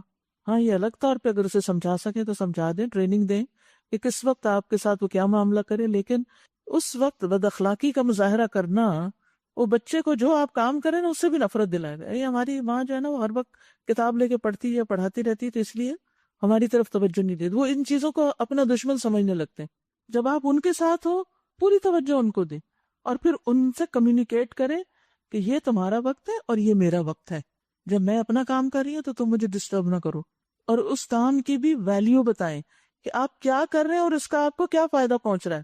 آپ سب کو کہتے ہیں میں قرآن پڑھنے جا رہی، قرآن پڑھنے جا رہے، ان کو نہیں سمجھ آتا کہ آپ کو کیا مل رہا ہے اس سے، کیونکہ انہیں آپ کے عمل میں کوئی تبدیلی اخلاق میں نظر نہیں آ رہی.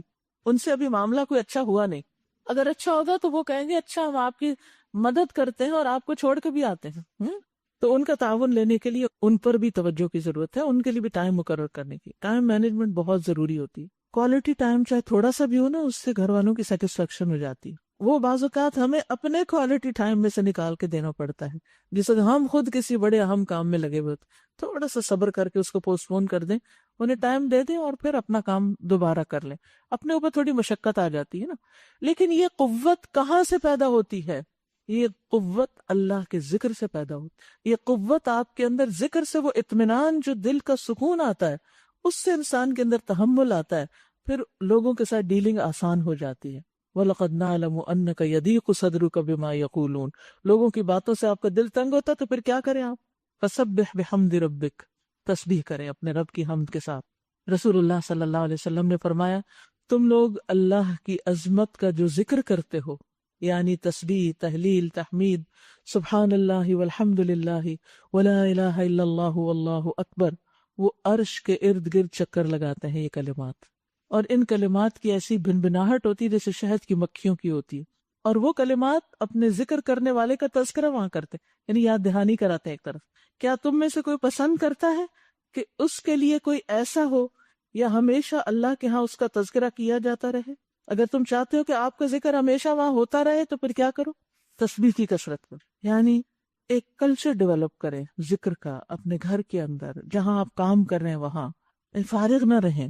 اور ایون کچھ ایسے کام ہوتے ہیں نا جس میں ہمارے بولنے کی ضرورت نہیں ہوتی، صرف ہاتھ کام کرتے ہیں، تو اس میں ساتھ ساتھ ذکر خصوصاً تسبیح کرتے رہنا چاہیے. وَعَلَّمْنَاهُ صَنْعَةَ لَبُوسٍ لَكُمْ لِتُحْصِنَكُمْ مِنْ بَأْسِكُمْ فَهَلْ أَنْتُمْ شَاكِرُونَ. اور ہم نے اس کو تمہارے فائدے کے لیے زرہ بنانے کی صنعت دی تھی، یعنی زرہ بنانے کی صنعت سکھا دی تھی تاکہ تمہیں ایک دوسرے کی مار سے بچائے. پھر کیا تم شکر گزار ہو؟ دیکھیے داؤد علیہ السلام ایک طرف بادشاہ ہے، ایک طرف زرہ بنانے کا فن ہے، ان کی ٹیکنالوجی ہے، ان کے پاس اسکل ہے، پھر عبادت گزار بھی ہیں. یہ ساری چیزوں کا کمبینیشن ہے. اور سلیمان علیہ السلام کے لیے ہم نے تیز ہوا کو مسخر کر دیا تھا، آندھیوں کو، جو اس کے حکم سے اس زمین کی طرف چلتی تھیں جس میں ہم نے برکتیں رکھی ہیں. سبحان اللہ. ہم ہر چیز کا علم رکھنے والے تھے. اور شیاطین میں سے ہم نے بہت سوں کو اس کا تابع بنا دیا تھا، جن ان کے قابو میں تھے، جو اس کے لیے غوطے لگاتے تھے، یعنی سمندروں وغیرہ میں، اور وہاں سے چیزیں نکال لاتے، اور اس کے سوا دوسرے کام کرتے تھے. ان سب کے نگران ہم ہی تھے. یہ اللہ سبحانہ تعالیٰ نے سلیمان علیہ السلام کو خاص قوت بخشی تھی کہ وہ جنوں سے کام لے سکیں. اور یہی ہوش مندی اور حکم اور علم کی نعمت ہم نے ایوب کو دی علیہ السلام. یاد کرو جب کہ اس نے اپنے رب کو پکارا، کیا انی مسنی الضر وانت ارحم الراحمین، کہ مجھے بیماری لگ گئی ہے اور تو ارحم الراحمین ہے. ہم میں سے ہر شخص کو یہ دعا آنی چاہیے. چھوٹی سی بھی تکلیف ہو تو ہم پڑھ سکتے ہیں انی مسنی الضر وانت ارحم الراحمین. ایوب علیہ السلام کو اللہ نے جسمانی تکلیف سے آزمایا، لیکن انہوں نے کیا کیا؟ صبر کیا اور دعا کی. ہم نے اس کی دعا قبول کر لی اور جو تکلیف اسے تھی اس کو دور کر دیا. اور صرف اس کے اہل و عیال ہی اس کو نہیں دیے، بلکہ ان کے ساتھ اتنے ہی اور بھی دیے اپنی خاص رحمت کے طور پر، اور اس لیے کہ یہ ایک سبق ہو عبادت گزاروں کے لیے. کیا سبق؟ ایوب علیہ السلام کی آزمائش میں ایک سبق ہے، عبادت گزاروں کے لیے ایک سبق ہے. ان کی آزمائش کو لوگوں کے لیے ایک نمونہ بنا دیا گیا تاکہ جو شخص آزمائش میں مبتلا ہو وہ یہ نہ سمجھے کہ شاید میں کوئی بہت برا آدمی ہوں اسی لیے اللہ نے مجھے امتحان میں ڈالا ہے. کیونکہ عموماً یہ ہوتا ہے نا کہ جب ہمیں کوئی تکلیف آتی ہے، کوئی بیماری آتی ہے، کوئی تکلیف ذرا لمبی ہو جاتی ہے، تو ہم کیا سوچنے لگتے ہیں، شاید ہم بہت گناہگار ہیں اس لیے ہماری پکڑ ہو رہی ہے۔ تو عابدین جو عبادت کر رہے ہیں، اللہ کے محبوب بندے ہیں، پھر بھی ان میں آزمائش آ رہی ہے۔ دیکھیں نا، بعض اوقات تو گناہوں کی وجہ سے آتی ہے، یہ بھی ایک فیکٹ ہے، لیکن بعض اوقات آپ نے دیکھا ہوگا کہ کچھ لوگ بہت نیک ہوتے ہیں، اپنی عبادات میں بھی بہت اچھے، صدقہ خیرات بھی ایکسٹرا کرنے والے، دوسروں کے کام آنے والے، پھر ان پہ کوئی آزمائش آ جاتی تو وہ اپنا دل چھوٹا نہ کریں، ان کا ایمان کمزور نہ ہو، وہ اللہ سے بدگمان نہ ہو۔ عابدین کے لیے ایوب علیہ السلام کی بیماری ایک نمونہ ہے کہ اگر وہ اللہ کے اتنے محبوب بندے آزمائے گئے، تو آج اگر ہم اللہ کا محبوب بننے کی کوشش کر رہے ہیں اور ہمارے اوپر کوئی آزمائش آ جاتی ہے تو اس پر صبر اور حوصلہ رکھیں، تسلی پکڑیں کہ یہ تقدیر کا ایک حصہ ہے، اور اس چیز کو سامنے رکھیں کہ اللہ اپنے بندوں کو جس چیز کے ساتھ چاہے آزما سکتا ہے۔ وہ اللہ ہے نا، وہ ہمارا رب ہے نا، اور جب وہ آزماتا ہے تو ضروری نہیں کہ وہ کسی کے ساتھ برائی کا ہی ارادہ کرتا ہے۔ رسول اللہ صلی اللہ علیہ وسلم نے فرمایا، اللہ جس کے ساتھ بھلائی کا ارادہ کرتا ہے اس کو مصیبت میں مبتلا کر دیتا ہے۔ سبحان اللہ، ان مع العسر یسرا۔ اللہ کسی کے ساتھ بھلائی کا ارادہ کرتا ہے اور اس کو بیمار کر دیتا ہے، اسے کسی مالی پریشانی میں مبتلا کر دے۔ وہ کیوں؟ اس لیے کہ آپ نے غور کیا ہوگا کہ جب آپ صحت مند ہوتے ہیں آپ بھاگ بھاگ کے کام کر رہے ہوتے ہیں، یہ بھی کر رہے ہیں، وہ بھی کر رہے ہیں، وہ بھی کر رہے ہیں، آپ کو اپنے لیے ٹائم ہی نہیں، فرصت ہی نہیں، سب کی سوچ رہے ہیں، اپنے لیے نہیں سوچ پا رہے۔ آپ تڑپتے ہیں، اچھا ذکر کر لیں، کوئی عبادت کرے، کچھ کر لیں، یا اللہ زندگی گزرتی جا رہی، اتنے میں یہ کہ کوئی بیماری آ جاتی، سب سے پہلا کام کیا ہوتا ہے؟ سب کام ختم، سب چھٹ گئے۔ تکلیف ضرور ہے لیکن اب آپ کو اپنے لیے ٹائم مل گیا ہے، آپ لیٹے میں ہیں، غنودگی میں سو رہے ہیں، خاموش ہیں، سوچ رہے ہیں، استغفار کر رہے ہیں، گناہ جھڑ رہے ہیں، اللہ کی یاد ہے، دل نرم ہو گیا ہے، آنسو بھی بہ رہے ہیں، اللہ کی طرف راغب ہو گئے ہیں۔ ہاں تکلیف تو ہے لیکن دیکھیں نا درجے کتنے اونچے، ایک دم اونچے اونچے اونچے اونچے ہوتے جا رہے ہیں۔ یہ عام حالات میں تو نہیں ہو رہے تھے۔ ایک اور حدیث میں بھی آتا ہے نا، یعنی مفہوم یہ ہے کہ جب اللہ تعالیٰ کسی کا درجہ جو اس کے ہاں لکھا ہوتا ہے اور وہ انسان اپنے عمل کے ذریعے وہاں نہیں پہنچ پا رہا ہوتا تو اس کو کسی امتحان میں ڈال دیتا ہے اور وہ اس میں صبر کر کے اس درجے تک جا پہنچتا ہے۔ تو بعض درجے نیکی کر کے ملتے ہیں اور بعض درجے تکلیفوں پر صبر کر کے ملتے ہیں، اللہ کی طرف راغب ہو کر۔ دیکھیں جب بیمار ہوتے ہیں نا پھر یاد آتا ہے اچھا وہ فلاں کا قرضہ بھی دینا ہے، وہ امانت بھی ہے، وہ فلاں وعدہ بھی ہے، یہ بھی میرا ڈریم ہے، اللہ زندگی دے دے، یہ بھی کروں وہ بھی کروں۔ اپنے آپ کے اندر اندر اندر پلاننگ شروع کر دیتے ہیں آپ، پھر اپنی آخرت کو بھی یاد کرتے، اللہ اس وقت ہسپتال میں پڑی ہوں تو بستر مرگ پہ کیسے پڑی ہوگی، موت کیسے آئے گی۔ عام حالات میں بڑے غافل ہو جاتے ہیں، موت کے بارے میں بھی نہیں سوچتے، اللہ قبر کیسی ہوگی، اس وقت میں اکیلی ہی تکلیف میں ہوں، باقی تو کوئی میری تکلیف بانٹ نہیں پا رہا، اللہ قبر میں بھی کوئی میری تکلیف نہیں بانٹے گا، قیامت کے دن بھی کوئی ساتھ نہیں ہوگا، ہو بھی کوئی تو جو اپنے پہ گزرے ہیں وہ اپنے پر ہی ہے۔ تو یہ ساری باتیں اور سوچیں انسان بیمار ہو کے ہی سوچتا ہے، یا پھر اسی طرح اچانک کوئی کسی جگہ جھٹکا لگتا ہے، کوئی تکلیف مالی پریشانی آ جاتی ہے کچھ اور، تو یہ دراصل اللہ کا بندے سے بھلائی کا ارادہ ہوتا ہے، ہوش میں آ جاؤ، ہوش میں آ جاؤ۔ رسول اللہ صلی اللہ علیہ وسلم نے فرمایا، بے شک اللہ عز و جل جب کسی قوم سے محبت کرتا ہے، جب کسی قوم سے محبت کرتا ہے تو انہیں آزمائش میں مبتلا کر دیتا ہے، پھر جو صبر کرتا ہے اسے صبر مل جاتا ہے، اور جو جزا فضا کرتا ہے، رونا دھونا ڈال دیتا ہے، اس کے لیے پھر رونا دھونا ہی رہ جاتا ہے، جزا فضا ہی رہ جاتی، پھر وہ بس روتا ہی رہتا ہے، اس کو صبر نہیں ملتا۔ تو دونوں ری ایکشن ہوتے ہیں، کچھ لوگ صبر کر کے اللہ کی طرف راغب ہو جاتے ہیں اور کچھ اللہ سے ناراض ہو جاتے ہیں، اور یہی نعمت اسماعیل اور ادریس اور ذوالکفل کو دی تھی، یہ سب صابر لوگ تھے، انبیاء کی خاص خصوصیت۔ تو ہر دین کا کام کرنے والوں کو بھی صبر کا دامن تھامنا چاہیے، اور ان کو ہم نے اپنی رحمت میں داخل کیا کہ وہ صالحین میں سے تھے، سب صالح تھے۔ اور مچھلی والے کو بھی ہم نے نوازا۔ کون تھے مچھلی والے؟ ذنون، یونس علیہ السلام۔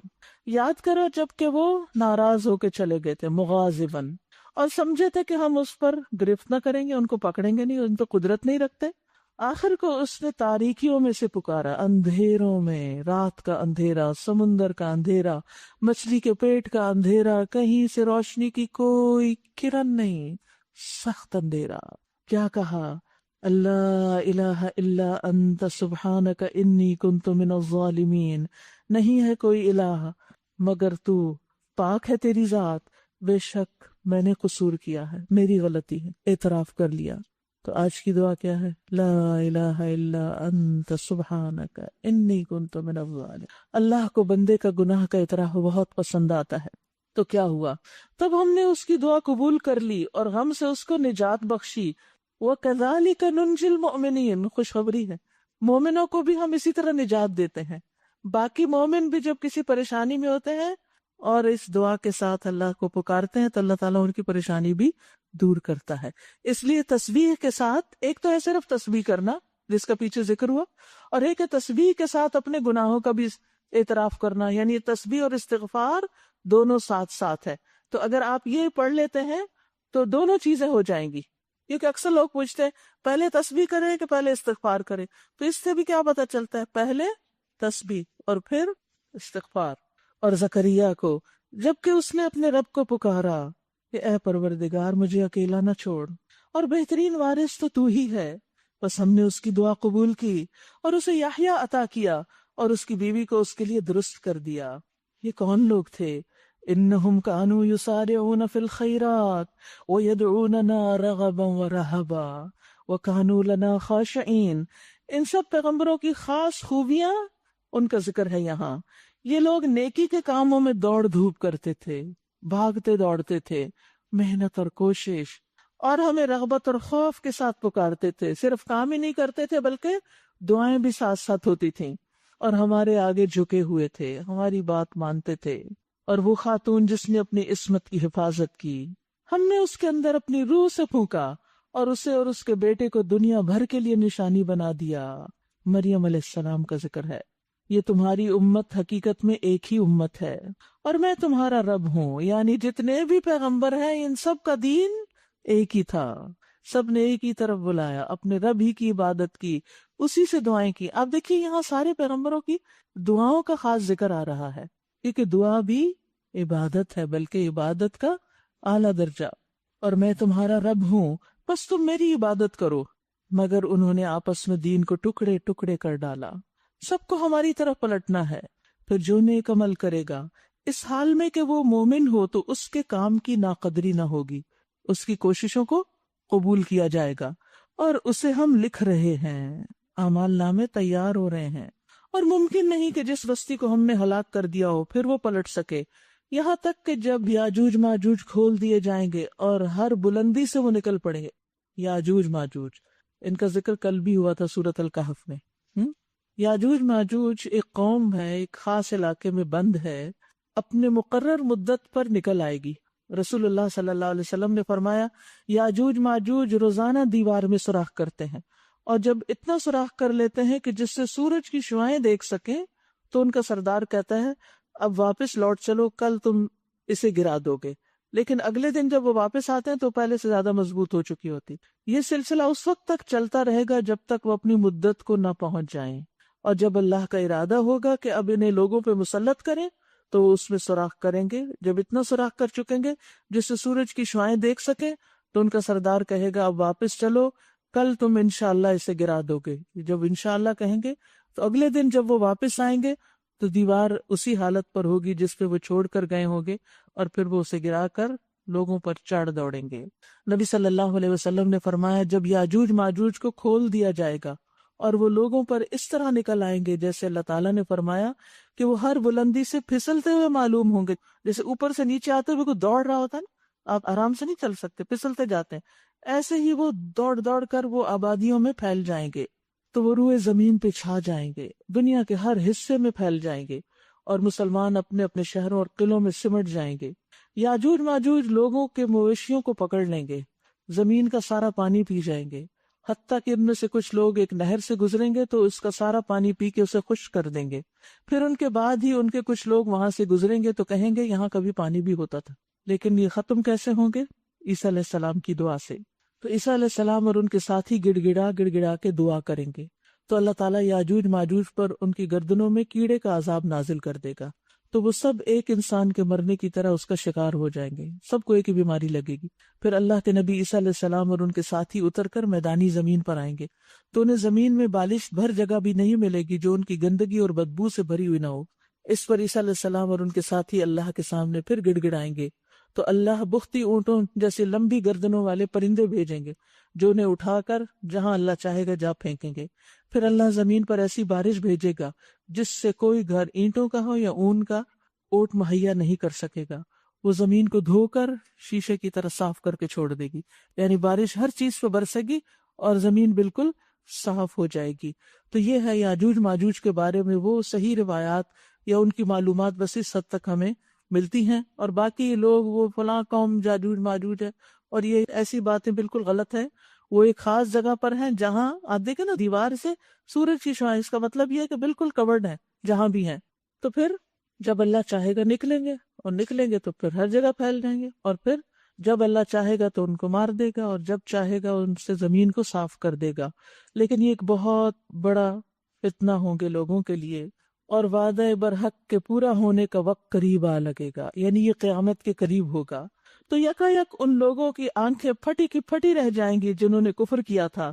کہیں گے ہائے ہماری کم بختی، ہم اس چیز کی طرف سے غفلت میں پڑے ہوئے تھے، بلکہ ہم خطا کار تھے، بل کننا ظالمین. یہ بھی وہی کہہ رہے ہیں جو یونس علیہ السلام نے کہا، لیکن وقت گزرنے کے بعد. بے شک تم اور تمہارے وہ معبود جنہیں تم پوچھتے ہو جہنم کا ایندھن ہے، وہیں تم کو جانا ہے. اگر یہ واقعی الہ ہوتے تو وہاں نہ جاتے، یعنی انسانوں کے ساتھ ان کے بت بھی، تاکہ ان کو دیکھ دیکھ کے حسرت کرے اور انہیں سمجھ آئے کہ یہ کچھ بچانے والے نہ تھے ان کو. اب سب کو ہمیشہ اسی میں رہنا ہے، اور وہاں وہ پھنکارے ماریں گے، یعنی لمبے لمبے سانس لیں گے، اور حال یہ ہوگا کہ اس میں کان پڑی آواز سنائی نہ دے گی. اتنا شور ہوگا جہنمیوں کے رونے کا، شور ہی شور. اب دیکھیے کہ نوائز پولوشن کتنی سخت ہوتی ہے، جلنے کا عذاب اور کیڑوں کے کھانے کا، اور وہ سب تو اپنی جگہ، اس کے ساتھ کان میں کوئی آواز نہیں آئے گی. رہے وہ لوگ جن کے لیے ہماری طرف سے بھلائی کا پہلے ہی فیصلہ ہو چکا ہوگا، وہ یقیناً اس سے دور رکھے جائیں گے اور اس کی سرسراہٹ تک نہ سنیں گے. لا یسمعون حسیسہا، یعنی جہنم کی کوئی آواز ان تک نہیں آئے گی، اور وہ ہمیشہ ہمیشہ اپنی من بھاتی چیزوں کے درمیان میں رہیں گے. وہ انتہائی گھبراہٹ کا وقت ان کو ذرا پریشان نہ کرے گا. لا یحزنہم الفزع الاکبر، الفزع الاکبر جو ہے بڑی گھبراہٹ کا وقت، یہ وہ وقت ہوگا جب بندوں کو جہنم کی طرف لے جانے کا حکم ملے گا، یا وہ وقت جب جہنم کو اس کے رہنے والوں پہ بند کر دیا جائے گا اور موت کو جنت اور آگ کے درمیان لا کر ذبح کر ڈالا جائے گا. یاد رکھیے کہ قبروں سے نکلنے کا وقت بھی بڑی گھبراہٹ کا وقت ہوگا. اللہ تعالی ہم سب کو اس دن کی گھبراہٹ سے محفوظ رکھے. تو جو اللہ کے خاص بندے ہوں گے، لا يحزنهم الفزع الاکبر وتتلقاهم الملائکہ، فرشتے ہر طرح سے ان کا استقبال کریں گے، ان کو ویلکم کریں گے، ان کے ساتھ لگ جائیں گے. ھذا یومکم، یہ ہے تمہارا دن، الذی کنتم توعدون، جس کا تم سے وعدہ کیا جاتا تھا کہ دنیا میں صبر کر لو. وہ دن ہے، وہ وقت ہے کہ جب تمہیں ہر طرح سے پروٹوکول دیا جائے گا، ملائکہ بڑھ کر ان کو ہاتھوں ہاتھ لیں گے. یہ تمہارا وہی دن ہے جس کا تم سے وعدہ کیا جاتا تھا. وہ دن جب کہ ہم آسمان کو یوں لپیٹ کے رکھ دیں گے جیسے تومار میں اوراق لپیٹ دیے جاتے ہیں. جس طرح پہلے ہم نے تخلیق کی ابتدا کی تھی، اسی طرح ہم پھر اس کا اعادہ کریں گے، دوبارہ ہر چیز بننا شروع ہو جائے گی. یہ ایک وعدہ ہے ہمارے ذمہ، اور یہ کام ہمیں بہرحال کرنا ہے، یعنی یہ تو ہو کر ہی رہنا ہے. اور زبور میں ہم نصیحت کے بعد یہ لکھ چکے ہیں کہ زمین کے وارث ہمارے نیک بندے ہوں گے. اس میں ایک بڑی خبر ہے عبادت گزار لوگوں کے لیے، یعنی عبادت گزار اس سے مایوس نہ ہو کہ اگر ہم اللہ کی عبادت میں لگ گئے تو دنیا ہمارے ہاتھ سے چلی جائے گی. نہیں، وہ بھی رہے گی. اگر تم اللہ کا حق دو گے تو اللہ تمہیں دنیا اور آخرت کی بھلائیاں عطا کرے گا، جیسے اس نے بہت سے بندوں کو دی، جیسے داؤد علیہ السلام، سلیمان علیہ السلام ہے. اور اس کے علاوہ بھی اے محمد صلی اللہ علیہ وسلم، ہم نے آپ کو جہان والوں کے لیے رحمت بنا کر بھیجا. وما ارسلناک الا رحمت للعالمین. لیکن یاد رکھیے کہ دنیا میں تو آپ کی تعلیمات سے بہت سی مخلوق فائدہ اٹھا رہی ہے، مگر آخرت میں اس رحمت سے فائدہ صرف وہی اٹھائیں گے جو آپ پر ایمان لائیں گے. وہ وہاں کی عذاب سے بچا لیے جائیں گے. آپ صلی اللہ علیہ وسلم صرف اپنے ساتھیوں کے لیے نہیں، دشمنوں کے لیے بھی رحمت تھے. ابو ہریرہ کہتے ہیں کہ آپ سے عرض کیا گیا اللہ کے رسول مشرکوں کے لیے بد دعا کیجئے. آپ نے فرمایا مجھے لعنت کرنے والا بنا کے نہیں بھیجا گیا بلکہ مجھے تو رحمت بنا کے بھیجا گیا ہے، اور قیامت کے دن آپ کی امت کی جو شفاعت ہوگی یہ بھی اسی وجہ سے ہوگی، اور کبیرہ گناہوں والے کے لیے شفاعت۔ ان سے کہیے میرے پاس جو وحی آتی ہے وہ یہ ہے، انما الہکم الہ واحد، کہ تمہارا الہ بس ایک ہی الہ ہے، پھر کیا تم سر اطاعت جھکاتے ہو؟ اگر وہ منہ پھیر دیں تو کہہ دیجئے کہ میں نے علل اعلان تم کو خبردار کر دیا، اب یہ میں نہیں جانتا کہ وہ چیز جس کا تم سے وعدہ کیا جا رہا ہے قریب ہے یا دور ہے۔ اللہ وہ باتیں بھی جانتا ہے جو بلند آواز سے کہی جاتی ہیں، اللہ وہ باتیں بھی جانتا ہے جو اونچی آواز میں بلند آواز میں کی جاتی ہیں، اور وہ بھی جو تم چھپا کر کرتے ہو، چپ کے باتیں کرتے ہو، وہ بھی اس کو پتا ہے۔ میں تو یہ سمجھتا ہوں کہ شاید یہ دیر تمہارے لیے ایک فتنہ ہے اور تمہیں ایک خاص وقت تک کے لیے مزے کرنے کا موقع دیا جا رہا ہے۔ قال رب احکم بالحق وربنا الرحمن المستعان علی ما تصفون۔ آخر کار رسول نے کہا، اے میرے رب حق کے ساتھ فیصلہ کر دے، اور لوگو تم جو باتیں بناتے ہو ان کے مقابلے میں ہمارا رب رحمان ہی ہمارے لیے مدد کا سہارا ہے۔ سورۃ الحج، بسم اللہ الرحمن الرحیم۔ یا ایہا الناس اتقوا ربکم ان زلزلۃ الساعۃ شیء عظیم۔ لوگو اپنے رب کے غضب سے بچو، حقیقت یہ ہے کہ قیامت کا زلزلہ بڑی ہولناک چیز ہے۔ جس روز تم اسے دیکھو گے حال یہ ہوگا کہ ہر دودھ پلانے والی اپنے دودھ پیتے بچے سے غافل ہو جائے گی، ہر حاملہ کا حمل گر جائے گا، اور لوگ تمہیں مدہوش نظر آئیں گے، حالانکہ وہ نشے میں نہ ہوں گے، بلکہ اللہ کا عذاب بھی کچھ ایسا سخت ہوگا۔ قیامت کے دن کی شدت کا ذکر کیا جا رہا ہے کہ جب وہ آئے گی تو لوگوں پہ کیا گزرے گی۔ یہاں پر کل مرضعۃ کا لفظ آیا ہے۔ مرضعہ اس عورت کو کہتے ہیں جو دودھ پلانے کی حالت میں ہوتی، کہ جب وہ بچے کے منہ میں اپنا دودھ رکھے ہوئے ہوتی ہے، یعنی بچہ دودھ پی رہا ہوگا کہ وہ گھبرا کر اس کو دودھ چھڑا دے گی، اور اگر کسی عورت کے پیٹ میں بچہ ہے تو وہ بچہ گر جائے گا اس ڈر سے، اس ہول سے، اور لوگوں پر ایسی کیفیت ہوگی کہ جیسے وہ نشے کی حالت میں ہو، ہوش بھول جائیں گے ان کو۔ یعنی قیامت کی ہولناکی کوئی معمولی چیز نہیں ہے، لیکن اس کے باوجود لوگوں کا حال کیا ہے؟ وَمِنَ النَّاسِ مَن يُجَادِلُ فِي اللَّهِ بِغَيْرِ عِلْمٍ وَيَتَّبِعُ كُلَّ شَيْطَانٍ مَرِيدٍ۔ بعض لوگ ایسے ہیں جو علم کے بغیر اللہ کے بارے میں بحثیں کرتے ہیں اور ہر شیطان سرکش کی پیروی کرنے لگتے ہیں، حالانکہ اس کے تو نصیب ہی میں یہ لکھا ہے کہ جو اس کو دوست بنائے گا اسے وہ گمراہ کر کے چھوڑے گا اور عذاب جہنم کا راستہ دکھائے گا۔ لوگو اگر تمہیں زندگی بعد موت کے بارے میں کچھ شک ہے تو تمہیں معلوم ہو کہ ہم نے تمہیں مٹی سے پیدا کیا ہے، پھر نطفے سے، پھر خون کے لوتھڑے سے، پھر گوشت کی بوٹی سے، جو شکل والی بھی ہوتی ہے اور بے شکل بھی۔ یہ ہم اس لیے بتا رہے ہیں تاکہ تم پر حقیقت واضح کر دیں۔ ہم جس نطفے کو چاہتے ہیں ایک وقت خاص تک رحموں میں ٹھہرائے رکھتے ہیں، پھر تمہیں ایک بچے کی صورت میں نکال لاتے ہیں، پھر تمہیں پرورش کرتے ہیں تاکہ تم اپنی پوری جوانی کو پہنچو۔ تم میں سے کوئی پہلے ہی واپس بلا لیا جاتا ہے، جوان ہونے سے پہلے ہی فوت ہو جاتا ہے، اور کوئی بدترین عمر کی طرف پھیر دیا جاتا ہے۔ بعض اوقات ایسا ہوتا ہے نا کہ گھر میں بزرگ بوڑھے طویل عمر تک جی رہے ہیں اور اسی گھر میں ایک جوان کی ڈیتھ ہو جاتی۔ یہ اللہ کا فیصلہ ہے، جس کو چاہے لمبی عمر کے، جس کو چاہے جوانی میں لے لے، اور کوئی بدترین عمر کی طرف پھیر دیا جاتا ہے تاکہ سب کچھ جاننے کے بعد پھر کچھ نہ جانے۔ اور تم دیکھتے ہو کہ زمین سوکھی پڑی ہے، پھر جہاں ہم نے اس پر می برسایا کہ یکا یک وہ پھبک اٹھی اور پھول گئی، اور اس نے ہر قسم کی خوش منظر نباتات اگلنی شروع کر دیں۔ زمین یہ سب کچھ کیوں اگاتی ہے؟ کہ اللہ ہی حق ہے، یہ اللہ کے حکم سے ہو رہا ہے، اور وہ مردوں کو زندہ کرتا ہے۔ جیسے زمین مردہ سے بارش پڑنے پہ پودے اگ جاتے ہیں، ایسے ہی قبروں سے نکل کر انسان کھڑے ہو جائیں گے اللہ کے حکم سے، اور وہ ہر چیز پر قادر ہے۔ اور یہ اس بات کی دلیل ہے کہ قیامت کی گھڑی آ کر رہے گی، اس میں کسی شک کی گنجائش نہیں، اور اللہ ضرور ان لوگوں کو اٹھائے گا جو قبروں میں جا چکے ہیں۔ تو یہاں آپ دیکھ رہے ہیں کہ انسان کی تخلیق کے مرحلے بتائے گئے، پھر پودوں کے اگنے کی بات کی گئی۔ یہ دونوں اس بات کی دلیل ہیں کہ قیامت آ کر رہے گی۔ بعض اور لوگ ایسے ہیں جو کسی علم اور ہدایت اور روشنی بخشنے والی کتاب کے بغیر گردن اکڑائے ہوئے اللہ کے بارے میں جھگڑتے ہیں تاکہ لوگوں کو اللہ کی راہ سے بھٹکا دیں۔ ایسے شخص کے لیے دنیا میں رسوائی ہے اور قیامت کے روز اسے ہم آگ کے عذاب کا مزہ چکھائیں گے۔ یہ ہے تیرا وہ مستقبل جو تیرے اپنے ہاتھوں نے تیرے لیے تیار کیا ہے، ورنہ اللہ اپنے بندوں پر ظلم کرنے والا نہیں ہے۔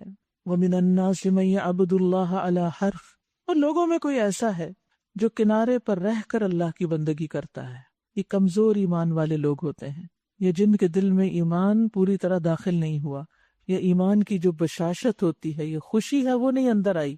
یا تو وہ خوف سے ایمان لایا ہے یا کسی مجبوری سے، یا صرف عادت کا مومن ہے کہ مسلمان کے گھر میں پیدا ہو گیا۔ تو پھر جو ایسے مسلمان ہوتے ہیں وہ آزمائشوں میں ثابت قدم نہیں رہتے۔ اس لیے فرمایا ایسے لوگوں کا حال کیا ہوتا ہے؟ اگر فائدہ ہوا تو مطمئن ہو گیا، اور اگر کوئی مصیبت آ گئی تو الٹا پھر گیا، دین کو ہی برا بھلا کہنا شروع ہو گیا۔ جابر بن عبداللہ کہتے ہیں کہ ایک دیہاتی نے رسول اللہ صلی اللہ علیہ وسلم سے اسلام پر قائم رہنے کی بیعت کی، پھر اسے مدینہ میں سخت بخار آ گیا تو وہ دیہاتی آپ کی خدمت میں حاضر ہوا اور کہنے لگا میری بیعت ختم کر دیں۔ آپ نے انکار کیا، اسے سمجھایا کہ ٹھہر جاؤ، تم ٹھیک ہو جاؤ گے، نہیں مانا، پھر آ گیا، کہا میری بیعت واپس لے لیجئے، آپ نے پھر انکار کیا، اور پھر وہ خود چھوڑ کے نکل گیا اور مدینہ سے ہی چلا گیا، واپس پلٹ گیا۔ رسول اللہ صلی اللہ علیہ وسلم نے فرمایا بے شک مدینہ بھٹی کی طرح ہے، میل کچیل دور کر دیتا ہے اور پاک مال کو رکھ لیتا ہے۔ اس سے کیا پتہ چلتا ہے کہ انسان کے ایمان میں جب کمزوری ہوتی ہے نا تو اللہ تعالیٰ اس کو کسی امتحان میں ڈالتے ہیں تاکہ وہ اور مضبوط ہو جائے۔ جیسے بھٹی میل کچیل سونے چاندی کی دور کر دیتی ہے آگ، اسی طرح آزمائش بھی انسان کو اور مضبوط کر دیتی ہے، یا پھر انسان اور دور چلا جاتا ہے۔ تو جو واپس پلٹ جائے اس کی دنیا بھی گئی اور آخرت بھی، خسرت دنیا والآخرہ، یہ ہے سری خسارہ۔ پھر وہ اللہ کو چھوڑ کر ان کو پکارتا ہے جو نہ اسے نقصان دے سکتے ہیں نہ فائدہ، یہ ہے گمراہی کی انتہا۔ وہ ان کو پکارتا ہے جن کا نقصان ان کے نفع سے قریب تر ہے، بدترین ہے اس کا مولا اور بدترین ہے اس کا دوست۔ اس کے برعکس ان اللہ يدخل الذین آمنوا وعملوا الصالحات جنات تجری من تحتها الانہار ان اللہ یفعل ما یرید۔ اس کے برعکس اللہ ان لوگوں کو جو ایمان لائے اور جنہوں نے نیک عمل کیے یقیناً ایسی جنتوں میں داخل کرے گا جن کے نیچے نہریں بہہ رہی ہوں گی۔ اللہ کرتا ہے جو کچھ وہ چاہتا ہے۔ جو شخص یہ گمان رکھتا ہو کہ اللہ دنیا اور آخرت میں اس کی کوئی مدد نہ کرے گا، اسے چاہیے کہ ایک رسی کے ذریعے آسمان تک پہنچ کر شگاف لگائے، سوراخ کرے، پھر دیکھے کہ آیا اس کی تدبیر کسی ایسی چیز کو رد کر سکتی ہے جو اسے ناگوار ہے۔ یعنی جو شخص مصیبت میں اور پھر کہتا نہیں اللہ میری مدد نہیں کرے گا، تو پھر وہ ذرا آسمان تک چڑھنے کی کوشش کرے۔ ایسی ہی کھلی کھلی باتوں کے ساتھ ہم نے اس قرآن کو نازل کیا، اور وہ ہدایت اللہ جسے چاہتا ہے دیتا ہے۔ جو لوگ ایمان لائے اور جو یہودی ہوئے اور سابی اور نصارہ اور مجوس اور جنہوں نے شرک کیا، ان سب کے درمیان اللہ قیامت کے روز فیصلہ کرے گا۔ ہر چیز اللہ کی نظر میں ہے۔ أَلَمْ تَرَ أَنَّ اللَّهَ يَسْجُدُ لَهُ مَنْ فِي السَّمَاوَاتِ وَمَنْ فِي الْأَرْضِ وَالشَّمْسُ وَالْقَمَرُ وَالنُّجُومُ وَالْجِبَالُ وَالشَّجَرُ وَالدَّوَابُ وَكَثِيرٌ مِّنَ النَّاسِ۔ کیا تم دیکھتے نہیں کہ اللہ کے آگے سر بسجود ہیں وہ سب جو آسمانوں میں ہیں اور جو زمین میں ہیں، سورج اور چاند اور تارے اور پہاڑ اور درخت اور جانور اور بہت سے انسان اور بہت سے وہ لوگ بھی جو عذاب کے مستحق ہو چکے ہیں، یعنی جو سجدہ نہیں کرتے، جو اللہ کے آگے نہیں جھکتے، اور جسے اللہ ذلیل و خوار کر دے اسے پھر کوئی عزت دینے والا نہیں ہے۔ اللہ کرتا ہے جو کچھ وہ چاہتا ہے۔ یہ دو فریق ہیں جن کے درمیان اپنے رب کے معاملے میں جھگڑا ہے۔ ان میں سے وہ لوگ جنہوں نے کفر کیا ان کے لیے آگ کے لباس کاٹے جا چکے ہیں، ان کے سروں پر کھولتا ہوا پانی ڈالا جائے گا جس سے ان کی کھالیں ہی نہیں پیٹ کے اندر کے حصے تک گل جائیں گے۔ استغفر اللہ، استغفر اللہ۔ اللہ ہم سب کو جہنم سے محفوظ رکھے۔ اور ان کی خبر لینے کے لیے لوہے کے گرز ہوں گے، لوہے کے گرز۔ جب کبھی وہ گھبرا کر جہنم سے نکلنے کی کوشش کریں گے پھر اسی میں دھکیل دیے جائیں گے، یعنی وہ لوہے کے ڈنڈے مار کے ان کو واپس وہ باہر نہیں نکل سکیں گے۔ اور یہاں پر یہ جو کہا گیا نا کہ آگ ان کو گھیر لے گی کپڑے کی طرح، لہم ثیاب من نار، جیسے کپڑا جسم کے اوپر لگا ہوا ہوتا ہے نا، تو آگ بھی اسی طرح ان کے جسموں کے ساتھ لگی ہوئی ہوگی، جیسے گویا انہوں نے آگ کا لباس پہنا ہوا ہو، آگ ہی کے جوتے، آگ ہی کے تسمے، ہر چیز آگ کی، اور اوپر سر پہ کھولتا ہوا پانی، استغفر، چکھو اب جلنے کی سزا کا مزہ۔ دوسری طرف جو لوگ ایمان لائے اور جنہوں نے نیک عمل کیے، ان کو اللہ ایسی جنتوں میں داخل کرے گا جن کے نیچے نہریں بہہ رہی ہوں گی، وہاں وہ سونے کے کنگنوں اور موتیوں سے آراستہ کیے جائیں گے، اور ان کے لباس ریشم کے ہوں گے۔ ان کو پاک بات قبول کرنے کی ہدایت بخشی گئی، اور انہیں تعریف والے رب کا راستہ دکھایا گیا۔ جن لوگوں نے کفر کیا اور جو آج اللہ کے راستے سے روک رہے ہیں، اور اس مسجد حرام کی زیارت میں رکاوٹ ہے جسے ہم نے سب لوگوں کے لیے بنایا ہے، جس میں مقامی باشندوں اور باہر سے آنے والوں کے حقوق برابر ہیں، ان کی روش یقیناً سزا کی مستحق ہے۔ اس مسجد حرام میں بھی جو سیدھے راستے سے ہٹ کر ظلم کا طریقہ اختیار کرے گا، اسے ہم دردناک عذاب کا مزہ چکھائیں گے۔ یاد کرو وہ وقت جب کہ ہم نے ابراہیم علیہ السلام کے لیے اس گھر خانہ کعبہ کی جگہ تجویز کی تھی، اس ہدایت کے ساتھ کہ میرے ساتھ کسی چیز کو شریک نہ کرو۔ یعنی کعبہ بنانے کا مقصد کیا تھا کہ ساری آبادیوں سے ہٹ کر ایک بالکل خالی جگہ پر اللہ کا گھر بنایا جائے جہاں کوئی شرک نہ ہو۔ تو کیا ہدایت تھی کہ میرے ساتھ کسی چیز کو شریک نہ کرو، اور میرے گھر کو طواف کرنے والوں اور قیام اور رکوع اور سجود کرنے والوں کے لیے پاک رکھو۔ یاد رکھیں، عبادت گاہیں، اللہ کا ذکر کرنے والی جگہیں پاک صاف ہونی چاہیے، اور ان کو پاک صاف رکھنا ہم سب کی ذمہ داری بنتی ہے۔ اور لوگوں کو حج کے لیے اذن عام دے دو، آواز دے دو کہ وہ تمہارے پاس ہر دور دراز مقام سے پیدل اور اونٹوں پر سوار آئیں تاکہ وہ فائدے دیکھیں جو یہاں ان کے لیے رکھے گئے ہیں۔ اس وقت ابراہیم علیہ السلام نے، جب ان کے آس پاس لوگ نہیں تھے، کوئی مائکرو فون نہیں تھا، کوئی سیٹلائٹس نہیں تھے، کچھ بھی نہیں تھا، بس ایک آواز تھی ان کی خالی، بغیر کسی مائک کے، کسی ایمپلیفائر کے بغیر، اس میں اخلاص تھا۔ پہاڑ کی چوٹی پہ کھڑے ہو کر سب کو انہوں نے پکارا، اور اللہ نے وہ پکار لوگوں تک پہنچا دی۔ اور چند مقرر دنوں میں ان جانوروں پر اللہ کا نام لیں جو اس نے انہیں بخشے ہیں، خود بھی کھائیں اور تنگ دست محتاج کو بھی دیں، پھر اپنا میل کچیل دور کریں، اپنی نظریں پوری کریں اور اس قدیم گھر کا طواف کریں۔ کچھ حج کے ریچولز کا ذکر ہے یہاں۔ یہ تھا تعمیر کعبہ کا مقصد، یعنی کعبہ حج کے لیے بھی بنایا گیا، اور جو کوئی اللہ کی قائم کردہ حرمتوں کا احترام کرے تو یہ اس کے رب کے نزدیک خود اسی کے لیے بہتر ہے۔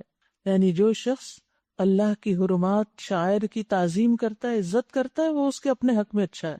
اور تمہارے لیے مویشی جانور حلال کیے گئے سوائے ان چیزوں کے جو تمہیں بتائی جا چکی ہیں، بس بتوں کی گندگی سے بچو، جھوٹی باتوں سے پرہیز کرو، وَاجْتَنِبُوا قَوْلَ الزُّورِ، اور پھر جھوٹی گواہی خاص طور پر۔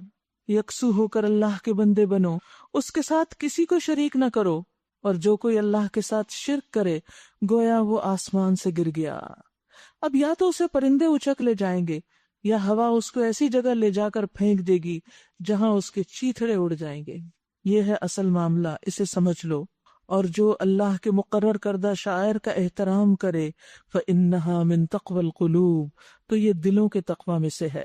تمہیں ایک وقت مقرر تک ان ہدی کے جانوروں سے فائدہ اٹھانے کا حق ہے، یعنی اگر قربانی کے لیے جانور ساتھ لے جا رہے ہو تو راستے میں ان کا دودھ پی سکتے ہو، ان پہ سواری کر سکتے ہو، پھر ان کے قربان کرنے کی جگہ اسی قدیم گھر کے پاس ہے۔ ہر امت کے لیے ہم نے قربانی کا ایک قاعدہ مقرر کر دیا ہے تاکہ اس امت کے لوگ ان جانوروں پر اللہ کا نام لیں جو اس نے ان کو بخشے ہیں۔ ان مختلف طریقوں کے اندر ایک ہی مقصد ہے، بس تمہارا الہ ایک الہ ہے، فَإِلَٰهُكُمْ إِلَٰهٌ وَاحِدٌ فَلَهُ أَسْلِمُوا، تم سب اس کے فرما بردار بن جاؤ۔ بشارت دے دو عاجزانہ روش اختیار کرنے والوں کو۔ وَبَشِّرِ الْمُخْبِتِينَ، کون ہے مخبتین؟ الَّذِينَ إِذَا ذُكِرَ اللَّهُ وَجِلَتْ قُلُوبُهُمْ، جن کا حال یہ ہے کہ اللہ کا ذکر سنتے ہیں تو ان کے دل کانپ اٹھتے ہیں، اللہ کے ذکر سے دل کانپ اٹھتے ہیں، دل ہل جاتے ہیں۔ وَالصَّابِرِينَ عَلَىٰ مَا أَصَابَهُمْ، اور جو مصیبت بھی ان پر آتی ہے اس پر صبر کرتے ہیں۔ وَالْمُقِيمِ الصَّلَاةِ، نماز قائم کرتے ہیں۔ وَمِمَّا رَزَقْنَاهُمْ يُنْفِقُونَ، اور جو کچھ رزق ہم نے انہیں دیا ہے اس میں سے خرچ کرتے ہیں۔ یہاں مخبتین کی 4 صفات بیان کی گئی ہیں، اور اس میں آپ دیکھیے کہ صرف ظاہری عاجزی نہیں بلکہ نماز کی پابندی، سجدوں کی کثرت، مقیم الصلاۃ۔ یاد رکھیے کہ انسان کے سجدے کے مقام کو آگ نہیں کھائے گی، اگر کوئی شخص اپنے کبیرہ گناہوں کی وجہ سے توبہ کیے بغیر اگر مر گیا اور جہنم میں چلا بھی گیا تو ان کے سجدے کے مقام جو ہے، پیشانی ہے، ناک ہے، ہاتھ ہے، گھٹنے ہیں، پاؤں ہیں، یہ محفوظ رہیں گے آگ سے. اور پھر ان کو جب جہنم سے نکالا جائے گا تو ان پہ جنت کا پانی ڈالا جائے گا اور اس طرح اگ جائیں گے دوبارہ جیسے سیلابی کوڑا اس میں سے دانہ ایک اگ جاتا ہے. یاد رکھیے کہ جو لوگ دنیا میں سجدہ نہیں کرتے، نماز نہیں پڑھتے، وہ قیامت کے دن بھی سجدہ نہ کر سکیں گے جبکہ لوگوں کو سجدے کے لیے بلایا جائے گا. عبداللہ بن مسعود کہتے ہیں کہ آپ صلی اللہ علیہ وسلم نے فرمایا، اللہ عز و جل بادلوں کے سائے میں عرش سے کرسی کی طرف نزول فرمائے گا، یعنی قیامت کے دن. پھر ایک پکارنے والا پکارے گا، اے لوگو کیا تم اپنے رب سے راضی اور خوش نہیں ہو جس نے تمہیں پیدا کیا، تمہیں رزق دیا، تمہیں حکم دیا کہ تم اسی کی عبادت کرو اور اس کے ساتھ کسی چیز کو شریک نہ ٹھہراؤ، اور یہ کہ اس نے تم میں سے ہر انسان کو اس کی طرف پھیر دیا جس کی وہ دنیا میں عبادت کیا کرتے تھے. کیا یہ تمہارے رب کی طرف سے عدل و انصاف نہیں؟ یعنی دنیا میں جو جس کی عبادت کرتا تھا قیامت کے دن وہ اسی کے ساتھ ہوگا. پیچھے بھی گزر چکا نا، یہ اس دن ہم ہر امت کو ان کے پیشوا کے ساتھ لائیں گے، یہ ان کا جو لیڈر ہوگا. مثلا نبی صلی اللہ علیہ وسلم کے پیچھے وہ لوگ ہوں گے جو آپ کی پیروی کر رہے ہیں، اسی طرح فرعون کے پیچھے وہ ہوں گے جو فرعون کی پیروی کر رہے ہیں، اسی طرح جو جس خاص مذہب یا بت کا فالوور ہوگا اس کو اس کے ساتھ اکٹھا کر دیا جائے گا. المرء مع من احب. پھر ہر قوم اس کی طرف جائے گی جس کی وہ دنیا میں عبادت کرتی ہوگی. ہر قوم کس کی طرف جائے گی؟ جس کی وہ دنیا میں عبادت کرتی تھی، جس سے وہ دنیا میں محبت کرتی تھی. آپ صلی اللہ علیہ وسلم نے فرمایا وہ چلیں گے اور ان کے لیے ان کی چیزوں کی تشبیہ کر دی جائے گی جن کی وہ عبادت کرتے تھے. اگر عیسیٰ علیہ السلام کی کرتے تھے تو ان کی شباہت آ جائے گی. بس ان میں سے بعض سورج کی طرف چلیں گے، بعض چاند کی طرف، بعض پتھروں کی طرف، پتھروں کے بتوں کی طرف، اور ان شبیہوں کی طرف جن کی وہ عبادت کرتے ہیں، ان کی تصویریں وغیرہ ہوں گی. اور محمد صلی اللہ علیہ وسلم کی امت باقی رہ جائے گی اور آپ ہوں گے. اب یہ محمد صلی اللہ علیہ وسلم کی امت کی بات ہو رہی ہے، غور سے سنیے. آپ نے فرمایا پھر اللہ تبارک و تعالی اپنی صورت میں امت محمد کے پاس تشریف لائیں گے اور فرمائیں گے تمہیں کیا ہے، تم کیوں نہیں جاتے جیسے اور لوگ جا رہے ہیں؟ فرمایا کہ وہ کہیں گے ہمارا جو معبود ہے ہم اسے دیکھ نہیں رہے، یعنی ان میں سے کوئی ہمارا معبود ہے، چاند سورج تارے کچھ نہیں ہے. پس وہ فرمائے گا اگر تم اسے دیکھ لو تو اسے پہچان لو گے؟ وہ کہیں گے کہ ہمارے اور اس کے درمیان ایک علامت اور نشانی ہے، جب ہم اسے دیکھ لیں گے تو اس کو پہچان لیں گے. پس وہ فرمائے گا کیا علامت ہے؟ تو وہ کہیں گے کہ وہ پنڈلی کھولے گا. وہ سورۃ القیامہ میں بھی آتا ہے نا، یوم یکشف عن ساق ویدعون الی السجود، کہ جس دن پنڈلی کھول دی جائے گی اور وہ سجدے کے لیے بلائے جائیں گے. فلا یستطیعون، تو سجدہ نہ کر سکیں گے. یہ کون ہے جو سجدہ نہ کر سکیں گے؟ یہاں کن کی بات ہو رہی؟ امت محمد کی بات ہو رہی. بس اس وقت وہ اپنی پنڈلی کھولے گا تو ہر شخص اس حال میں گر جائے گا کہ زمین سے لگ جائے گا، یعنی امت محمد جھک جائے گی. لیکن وہ قوم باقی رہ جائے گی جس کی پشتیں یعنی کمر گائے کے سینگوں کی طرح سخت ہو جائیں گی. وہ سجدہ کرنے کا ارادہ کریں گے، کر نہیں سکیں گے. دنیا میں ان کو سجدے کی طرف صحیح سلامت حالت میں بلایا جاتا تھا اور وہ نہیں آتے تھے. تو چاہے آپ لا الہ الا اللہ پڑھتے ہوں، کلمہ پڑھتے ہوں، اللہ ہی کو مانتے ہوں، لیکن اگر نماز نہیں پڑھتے تو وہاں نہیں جھک سکیں گے. تو کتنی رسوائی کی بات ہوگی. نماز پہلی چیز ہے جس کا سوال ہوگا. مومن کے لیے نماز سب سے اہم ترین چیز ہے، باقی سب کام بعد میں، پیچھے، نماز پہلے. پھر فرمایا اور قربانی کے اونٹوں کو ہم نے تمہارے لیے شاعر اللہ میں شامل کیا ہے، تمہارے لیے ان میں بھلائی ہے، بس انہیں کھڑا کر کے ان پر اللہ کا نام لو. اور جب قربانی کے بعد ان کی پیٹھیں زمین پر ٹک جائیں تو ان میں سے خود بھی کھاؤ، یعنی قربانی کا گوشت خود بھی کھا سکتے ہیں. خواہ وہ اللہ کے نام پر دیا تو اس کا مطلب نہیں سارے غریبوں کو دو، خود بھی کھاؤ اور ان کو بھی کھلاؤ جو قناعت کیے بیٹھے ہیں، یعنی سوال نہیں کرتے، اور ان کو بھی جو اپنی حاجت پیش کریں، یعنی سوال کر لیں. ان جانوروں کو ہم نے اس طرح تمہارے لیے مسخر کیا ہے تاکہ تم شکریہ ادا کرو. نہ ان کے گوشت اللہ کو پہنچتے ہیں نہ خون، مگر اسے تمہارا تقویٰ پہنچتا ہے. اس نے ان کو تمہارے لیے اس طرح مسخر کیا ہے تاکہ اس کی بخشی ہوئی ہدایت پر تم اس کی تکبیر کرو. اور اے نبی صلی اللہ علیہ وسلم بشارت دے دیجئے محسنین کو، نیکوکار لوگوں کو. ان اللہ یدافع عن الذین آمنوا، یقیناً اللہ مدافعت کرتا ہے، دفاع کرتا ہے ان لوگوں کی طرف سے جو ایمان لائے، جیسے ابراہیم علیہ السلام کا کیا. یقیناً اللہ کسی خائن کافر نعمت کو پسند نہیں کرتا، نہ شکر انسان کو پسند نہیں کرتا۔ اجازت دے دی گئی ان لوگوں کو جن کے خلاف جنگ کی جا رہی ہے، کیونکہ وہ مظلوم ہیں، اور اللہ یقیناً ان کی مدد پر قادر ہے۔ یعنی اگر کوئی مسلمانوں کے خلاف جنگ کے لیے آتا ہے تو انہیں جواب دینے کی اجازت ہے۔ یہ وہ لوگ ہیں جو اپنے گھروں سے ناحق نکال دیے گئے، صرف اس قصور پر کہ وہ کہتے تھے ہمارا رب اللہ ہے۔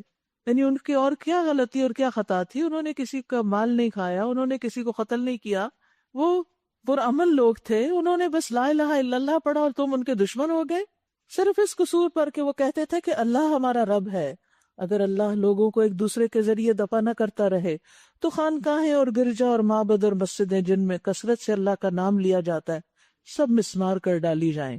وَلَيَنْصُرَنَّ اللَّهُ مَن يَنْصُرُهُ، اللہ ضرور ان لوگوں کی مدد کرے گا جو اس کی مدد کریں گے۔ کیا اللہ کو مدد چاہیے؟ نہیں، اللہ کو ہماری مدد کی ضرورت نہیں۔ اس کا مطلب یہ ہے کہ جو اللہ کے دین کی مدد کرے گا، ان اللہ لقوی، بے شک اللہ بڑی قوت والا ہے، عزیز، زبردست ہے، وہ تو سب سے خود بھی انتقام لے سکتا ہے، لیکن وہ دیکھ رہا ہے کہ اس کے بندوں کے اندر جو ایمان لائے ہیں اس بات کی کتنی غیرت ہے، اور وہ اللہ کے لیے کیا کرتے ہیں، اللہ کے دین کے لیے کیا کرتے ہیں۔ یہ وہ لوگ ہیں جنہیں اگر ہم زمین میں اقتدار بخشیں تو وہ نماز قائم کریں گے، زکوٰۃ دیں گے، معروف کا حکم دیں گے اور منکر سے منع کریں گے، اور تمام معاملات کا انجام کار اللہ کے ہاتھ میں ہے۔ یعنی کن لوگوں کا اللہ دفاع کرتا ہے؟ کون ہے اللہ کے خاص بندے؟ کہ اگر انہیں زمین میں اقتدار ملے سب سے پہلے نماز کی فکر کریں، نماز قائم کریں گے، زکوٰۃ دیں گے، نیکی کا حکم دیں گے، برائی سے روکیں گے۔ اے نبی صلی اللہ علیہ وسلم، اگر وہ تمہیں جھٹلاتے ہیں تو ان سے پہلے قوم نوح اور عاد اور سمود اور قوم ابراہیم اور قوم لوط اور اہل مدین بھی جھٹلا چکے، اور موسیٰ علیہ السلام بھی جھٹلائے جا چکے ہیں۔ ان سب منکرین حق کو میں نے پہلے مہلت دی، پھر پکڑ لیا۔ اب دیکھ لو کہ میری سزا کیسی تھی۔ کتنی ہی خطا کار بستیاں ہیں ظلم کرنے والی جن کو ہم نے تباہ کیا ہے، آج وہ اپنی چھتوں پہ الٹی پڑی ہیں۔ کتنے ہی کنویں بیکار اور کتنے ہی محل قصر کھنڈر بنے ہوئے ہیں۔ کیا یہ لوگ زمین میں چلے پھرے نہیں ہیں کہ ان کے دل سمجھنے والے اور ان کے کان سننے والے ہوتے؟ حقیقت یہ ہے کہ آنکھیں اندھی نہیں ہوتی مگر وہ دل اندھے ہو جاتے ہیں جو سینوں میں ہیں، جو ان چیزوں کو دیکھ کر بھی سبق نہیں لیتے۔ وہ جاتے ہیں ان مقامات پر، آثار قدیمہ دیکھتے ہیں لیکن ان سے سبق نہیں لیتے کہ ان قوموں کے ساتھ یہ معاملہ کیوں کیا گیا، یہ اس حال میں کیوں پہنچی، یہ عذاب ان پر کیوں آیا۔ یہ لوگ عذاب کے لیے جلدی مچا رہے ہیں۔ اللہ ہرگز اپنے وعدے کے خلاف نہ کرے گا، مگر تیرے رب کے ہاں کا ایک دن تمہاری گنتی کے 1000 سال کے برابر ہوتا ہے۔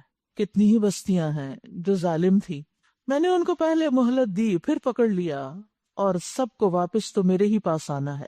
اے محمد صلی اللہ علیہ وسلم، ان لوگوں سے کہہ دیجئے، انہیں بتا دیجئے، لوگوں میں تو تمہارے لیے صرف وہ شخص ہوں جو برا وقت آنے سے پہلے صاف صاف خبردار کر دینے والا ہوں۔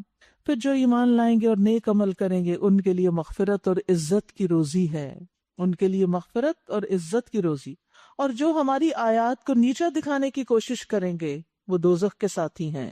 اور اے محمد صلی اللہ علیہ وسلم، ہم نے آپ سے پہلے نہ کوئی رسول ایسا بھیجا نہ نبی جس کے ساتھ یہ معاملہ نہ پیش آیا ہو کہ جب اس نے تمنا کی شیطان اس کی تمنا میں خلل انداز ہو گیا۔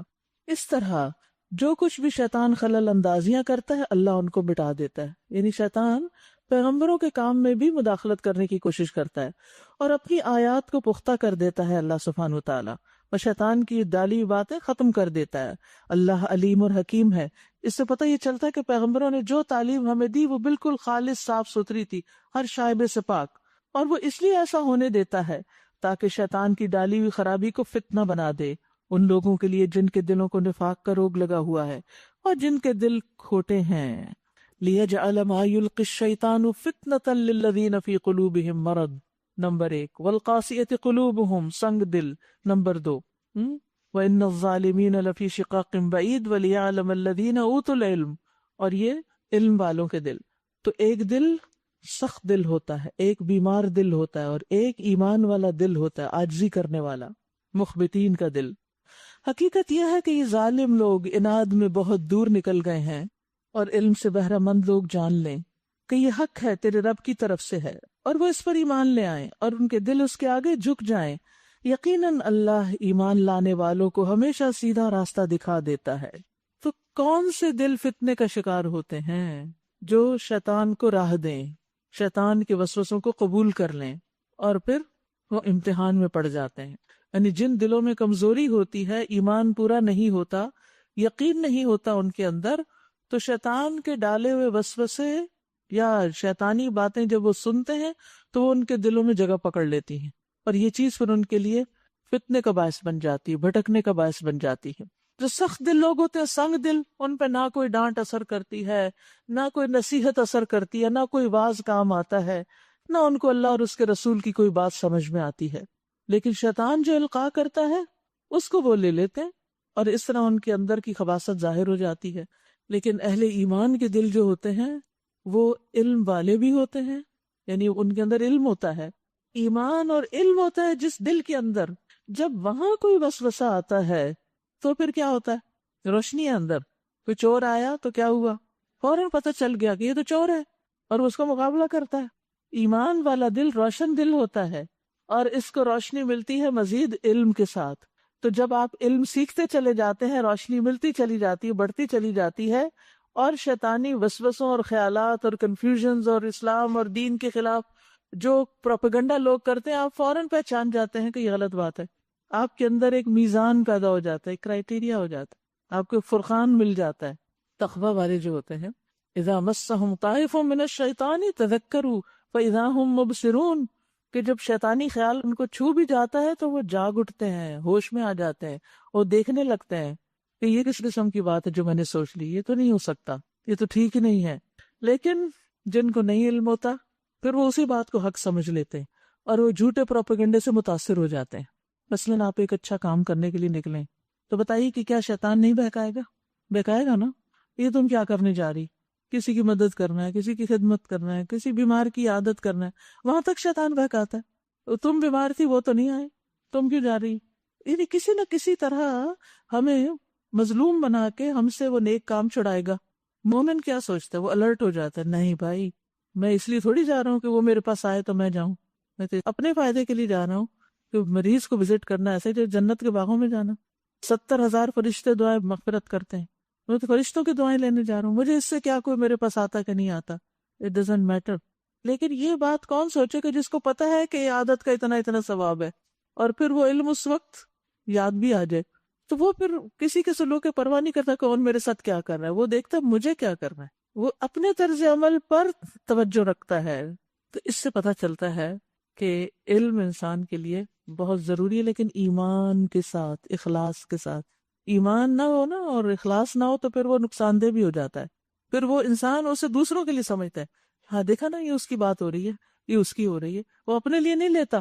لیکن مومن جب کوئی بات پڑھتا ہے یا سنتا ہے تو پہلے اپنا جائزہ لیتا ہے، خود کو وہ آئینہ دکھاتا ہے، پھر اس کے بعد کسی اور کا خیال آتا ہے۔ اور اصلاح بھی صرف ان لوگوں کی ہوتی ہے اس علم سے جو اس کو اپنی بات سمجھتے ہیں، اون کرتے ہیں۔ فیہ ذکرکم، ورنہ جب تک اوروں کی باتیں ہوں گی بات نہیں بنے گی۔ انکار کرنے والے تو اس کی طرف سے شک ہی میں پڑے رہیں گے، یہاں تک کہ یا تو ان پر قیامت کی گھڑی اچانک آ جائے یا ایک منحوس دن کا عذاب نازل ہو جائے۔ اس روز بادشاہی اللہ کی ہوگی اور وہ ان کے درمیان فیصلہ کر دے گا۔ جو ایمان رکھنے والے اور عمل صالح کرنے والے ہیں وہ نعمت بھری جنتوں میں جائیں گے، اور جنہوں نے کفر کیا ہوگا اور ہماری آیات کو جھٹلایا ہوگا ان کے لیے رسوا کن عذاب ہوگا۔ اور جن لوگوں نے اللہ کی راہ میں ہجرت کی پھر قتل کر دیے گئے یا مر گئے، اللہ ان کو اچھا رزق دے گا، ان کو نقصان نہیں ہے کوئی، اور یقیناً اللہ ہی بہترین رازق ہے۔ وہ انہیں ایسی جگہ پہنچائے گا جس سے وہ خوش ہو جائیں گے، بے شک اللہ علیم و حلیم ہے۔ یہ تو ہے ان کا حال، اور جو کوئی بدلہ لے ویسا ہی جیسا اس کے ساتھ کیا گیا اور پھر اس پر زیادتی بھی کی گئی ہو تو اللہ اس کی مدد ضرور کرے گا۔ اللہ معاف کرنے والا اور درگزر کرنے والا ہے۔ یہ اس لیے کہ رات سے دن اور دن سے رات نکالنے والا اللہ ہی ہے، اور وہ سمیع و بصیر ہے۔ یہ اس لیے کہ اللہ ہی حق ہے۔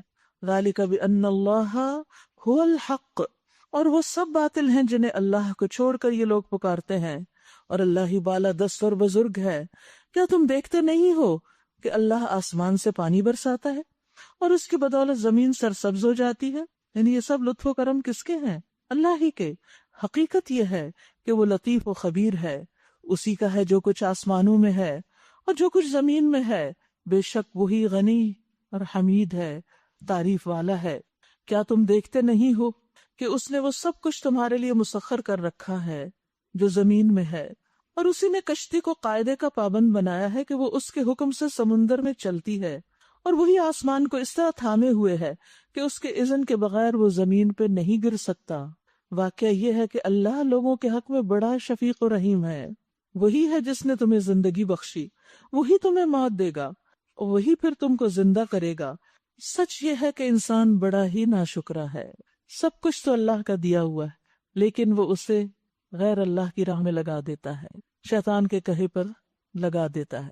لِكُلِّ أُمَّةٍ جَعَلْنَا مَنسَكًا هُمْ نَاسِكُوهُ، ہر امت کے لیے ہم نے ایک طریقے عبادت مقرر کیا ہے جس کی وہ پیروی کرتی ہے۔ بس اے محمد صلی اللہ علیہ وسلم، وہ اس معاملے میں تم سے جھگڑا نہ کریں، تم اپنے رب کی طرف دعوت دو، یقیناً تم سب سیدھے رستے پر ہو، اور اگر وہ تم سے جھگڑے تو کہہ دو کہ جو کچھ تم کر رہے ہو اللہ کو خوب معلوم ہے۔ اللہ قیامت کے دن تمہارے درمیان ان سب باتوں کا فیصلہ کر دے گا جن میں تم اختلاف کرتے رہے ہو۔ یہاں پر آپ دیکھیے کہ جو لوگ ضد میں آ کے بحث برائے بحث کرتے ہیں، جھگڑا کرتے ہیں، تو یہاں بتایا جا رہا ہے کہ ان کو جواب کیا دینا چاہیے۔ فَقُلِ اللَّهُ أَعْلَمُ بِمَا تَعْمَلُونَ، اللہ کو سب پتا ہے جو تم کر رہے ہو، ٹھیک ہے۔ اللہ أَعْلَمُ بِمَا تَعْمَلُونَ، رسول اللہ صلی اللہ علیہ وسلم نے فرمایا میں ذمہ دار ہوں اس شخص کے لیے جنت میں ایک سائڈ پہ گھر کا، محل کا، جو حق پر رہتے ہوئے جھگڑا چھوڑ دے، اور اس کے لیے جنت کے درمیان میں ایک محل کا جو مذاق میں بھی جھوٹ چھوڑ دے، مذاق میں بھی جھوٹ نہیں، اور جنت کے اعلیٰ منازل میں ایک محل کا وعدہ اس کے لیے جو اپنے اخلاق کو اچھا کر لے، اخلاق کو اچھا کر لے۔ بلند ترین مقام ہے، بہت معزز جگہ، اور یہی ہمارا امتحان ہے۔ اور پھر یہ کہ اللہ قیامت کے روز تمہارے درمیان ان سب باتوں کا فیصلہ کر دے گا جن میں تم اختلاف کرتے رہے ہو۔ کیا تم نہیں جانتے کہ آسمان و زمین کی ہر چیز اللہ کے علم میں ہے، سب کچھ ایک کتاب میں درج ہے۔ اللہ کے لیے یہ کچھ بھی مشکل نہیں۔ یہ لوگ اللہ کو چھوڑ کر ان کی عبادت کر رہے ہیں جن کے لیے نہ تو اس نے کوئی سند نازل کی ہے اور نہ یہ خود ان کے بارے میں کوئی علم رکھتے ہیں۔ ان ظالموں کے لیے کوئی مددگار نہیں ہے۔ اور جب ان کو ہماری صاف صاف آیات سنائی جاتی ہیں تو تم دیکھتے ہو کہ منکرین حق کے چہرے بگڑنے لگتے ہیں، ان کو پسند نہیں آتی، اور ایسا محسوس ہوتا ہے کہ ابھی وہ ان لوگوں پہ ٹوٹ پڑیں گے جو انہیں ہماری آیات سناتے ہیں۔ ان سے کہیے میں بتاؤں تمہیں کہ اس سے بدتر چیز کیا ہے، یعنی جو لوگ ایسا کر رہے ہیں ان کا انجام کیا ہے؟ آگ۔ اللہ نے اسی کا وعدہ ان لوگوں کے حق میں کر رکھا ہے جو قبول حق سے انکار کریں، اور وہ بہت ہی برا ٹھکانہ ہے، بہت ہی برا ٹھکانہ ہے۔ یا ایھا الناس ضرب مثل، لوگوں ایک مثال بیان کی گئی ہے، فاستمعوا لہ، اسے غور سے سنو۔ جن معبودوں کو تم اللہ کو چھوڑ کر پکارتے ہو وہ سب مل کر ایک مکھی بھی پیدا کرنا چاہیں تو نہیں کر سکتے، بلکہ اگر مکھی ان سے کوئی چیز چھین لے جائے تو اسے چھڑا بھی نہیں سکتے، کیونکہ مکھی جس چیز پہ بیٹھتی ہے اسے منہ میں لیتے ہی ہضم کر لیتی ہے، تو اگر وہ اس کے منہ سے چھیننا چاہیں تو وہ چھین نہیں سکتے۔ مدد چاہنے والے بھی کمزور، اور جن سے مدد چاہی جاتی ہے وہ بھی کمزور، یعنی اللہ کے سوا جن سے یہ مانگ رہے ہیں، جن کے آگے نظر نیاز کرتے ہیں اور ان سے فریادیں کرتے ہیں، وہ کچھ بھی نہیں کر سکتے ان کے لیے۔ جو ایک مکھی تک نہیں بنا سکتے جو اتنی حقیر سی چیز ہے، تو اور کیا کریں گے؟ ان لوگوں نے اللہ کی قدر نہیں پہچانی جیسا کہ اس کے پہچاننے کا حق ہے۔ واقع یہ ہے کہ اللہ ہی قوت اور عزت والا ہے۔ ان اللہ لقوی عزیز، اللہ یستفی من الملائکۃ رسلا ومن الناس، ان اللہ سمیع بصیر۔ حقیقت یہ کہ اللہ نے ملائکہ میں سے بھی پیغام رساں منتخب کیے اور انسانوں میں سے بھی وہ کرتا ہے، اور وہ سمیع اور بصیر ہے۔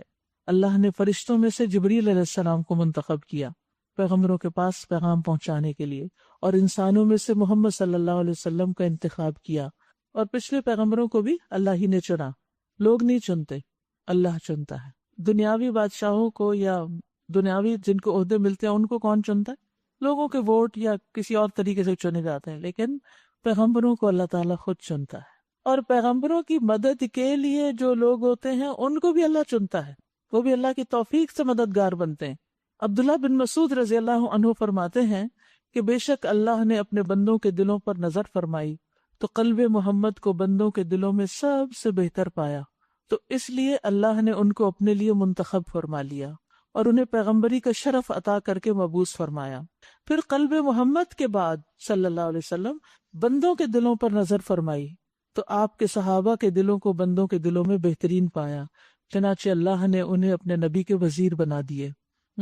اللہ سبحانہ وتعالیٰ سے ہمیں بھی خیر مانگنی چاہیے، توفیق مانگنی چاہیے، اور ہمیں نبی کے اس مشن کا حصہ بننا چاہیے جس کام کے لیے نبی صلی اللہ علیہ وسلم بھیجے گئے، جس کام کے لیے صحابہ نے ان کی مدد کی، اس کے بعد تابعین اس کو آگے لے کے چلے، پھر تبع تابعین، پھر امت کے اور علماء، یہ سلسلہ چلتا چلا آ رہا ہے دین کے مددگاروں کا۔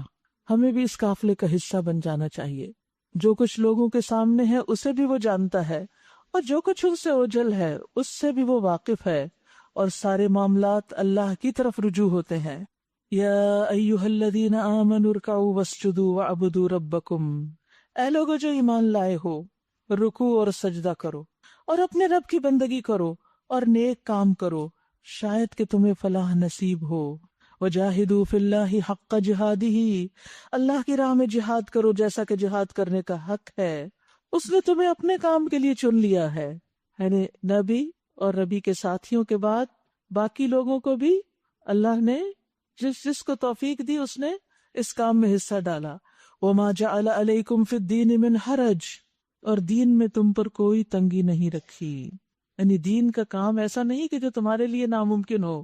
یعنی اللہ سبحانہ وتعالیٰ ہمیں یہاں خبر دے رہے ہیں کہ اس نے ہمارے لیے دین میں کوئی تنگی نہیں رکھی۔ تو جو شخص یہ سمجھے کہ اللہ کا دین بڑا مشکل ہے، اور ذرا بھی اگر اس کے دل میں یہ ہو کہ بڑی تنگی ہے، میں تو بڑی مشکل میں ہوں، یہ نہیں ہو سکتا، وہ نہیں ہو سکتا، تو وہ اللہ کی اس بات کی تکذیب کر رہا ہے، کیونکہ اللہ نے کہا دین کو اللہ نے مشکل نہیں بنایا۔ تو آپ دیکھیے پھر اس شخص کا حال کیا ہوگا جو یہ کہے کہ اس حکم کو ماننے سے یہ خرابی آئی اور اس حکم کی وجہ سے یہ ہوا، اور دین پڑھ کے یہ ہو گیا اور دین پڑھ کے وہ ہو گیا۔ اس طرح کی باتیں نہیں کرنی چاہیے۔ دین میں کوئی خامی نہیں ہے، مشکل ہم لوگوں میں ہے، ہم اس کا حق ادا نہیں کرتے۔ اور ویسے بھی آپ دیکھیں کہ دین کے جتنے بھی احکامات ہیں ان کے اندر کتنی ایکسیپشنل صورتیں ہیں۔ مثلا وضو نہیں کر سکتے آپ تو کیا کریں؟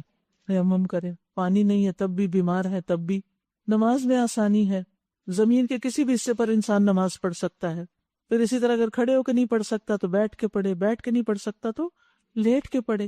پھر اسی طرح روزوں میں آسانی ہے، فَمَنْ كَانَ مِنْكُمْ مَرِيضًا أَوْ عَلَىٰ سَفَرٍ فَعِدَّةٌ مِّنْ أَيَّامٍ أُخَرَ۔ رمضان میں روزے نہیں رکھ پا رہے بیماری کی وجہ سے، سفر کی وجہ سے، تو کیا کرو دوسرے دنوں میں گنتی پوری کر لو، کتنی آسانی ہے۔ پھر اسی طرح حج میں آسانی کہ اس کے ریچولز میں ایک آگے پیچھے ہو جائے تو آپ نے فرمایا لا حرج لا حرج، کوئی بات نہیں۔ اسی طرح صدقہ کرنے کی مختلف حالتیں، جو ہے اس میں سے صدقہ کر سکتے ہیں۔ یہ نہیں کہا گیا کہ لازمی فلاں چیز کما کے لاؤ پھر صدقہ کرو تو قبول ہوگا ورنہ نہیں۔ حتیٰ کہ اگر کسی کے پاس مال نہیں تو وہ تسبیحات پڑھ کے، قرآن پڑھ کے وہ اس کا صدقہ ہو جاتا ہے، اللہ کا ذکر بھی۔ پھر اسی طرح دوسروں کی دلجوئی کر کے، دوسروں کی مدد کر کے، پھر غلطی اور بھول چوک بھی معاف۔ یعنی اگر جان بوجھ کے آپ نہیں کر رہے تو نبی صلی اللہ علیہ وسلم نے فرمایا اللہ نے میرے لیے میری امت کی غلطی اور بھول چوک اور جس پر ان کو مجبور کر دیا جائے اس سے درگزر فرمایا۔ تو کتنی آسانی ہے ہمارے دین میں۔ ملت ابیکم ابراہیم، قائم ہو جاؤ اپنے باپ ابراہیم کی ملت پر۔ اللہ نے پہلے بھی تمہارا نام مسلم رکھا تھا اور اس قرآن میں بھی تمہارا یہی نام ہے۔ تو ہم سب کون ہیں؟ مسلم۔ ہوا سماکم المسلمین، لیکن ہم نے اپنے اور نام رکھ لیے اور ان پر خوش ہوتے ہیں تاکہ رسول تم پر گواہ ہو اور تم لوگوں پر گواہ۔ فَأَقِیمُوا الصَّلَاةَ، بس نماز قائم کرو۔ پھر نماز کا حکم ہے وَآتُوا الزَّکَاةَ، اور زکوٰۃ ادا کرو۔ وَاعْتَصِمُوا بِاللَّهِ، اور اللہ کو مضبوطی سے پکڑ لو، اللہ سے وابستہ ہو جاؤ۔ یعنی دین کی اصل روح کیا ہے کہ انسان اللہ سبحانہ وتعالیٰ کے ساتھ مضبوط تعلق قائم کرے۔ صرف ظاہری نمازیں روزے صدقے نہیں، بلکہ دل کا روزہ، دل سے نماز، دل سے صدقہ، ہر چیز میں دل کی انوالومنٹ۔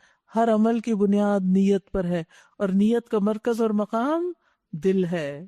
ہوا مولاکم، وہی تمہارا دوست ہے، وہ تمہارا مولا ہے۔ فنعم المولا ونعم النصیر، وہ بہت ہی اچھا مولا ہے، بہت ہی اچھا مددگار ہے۔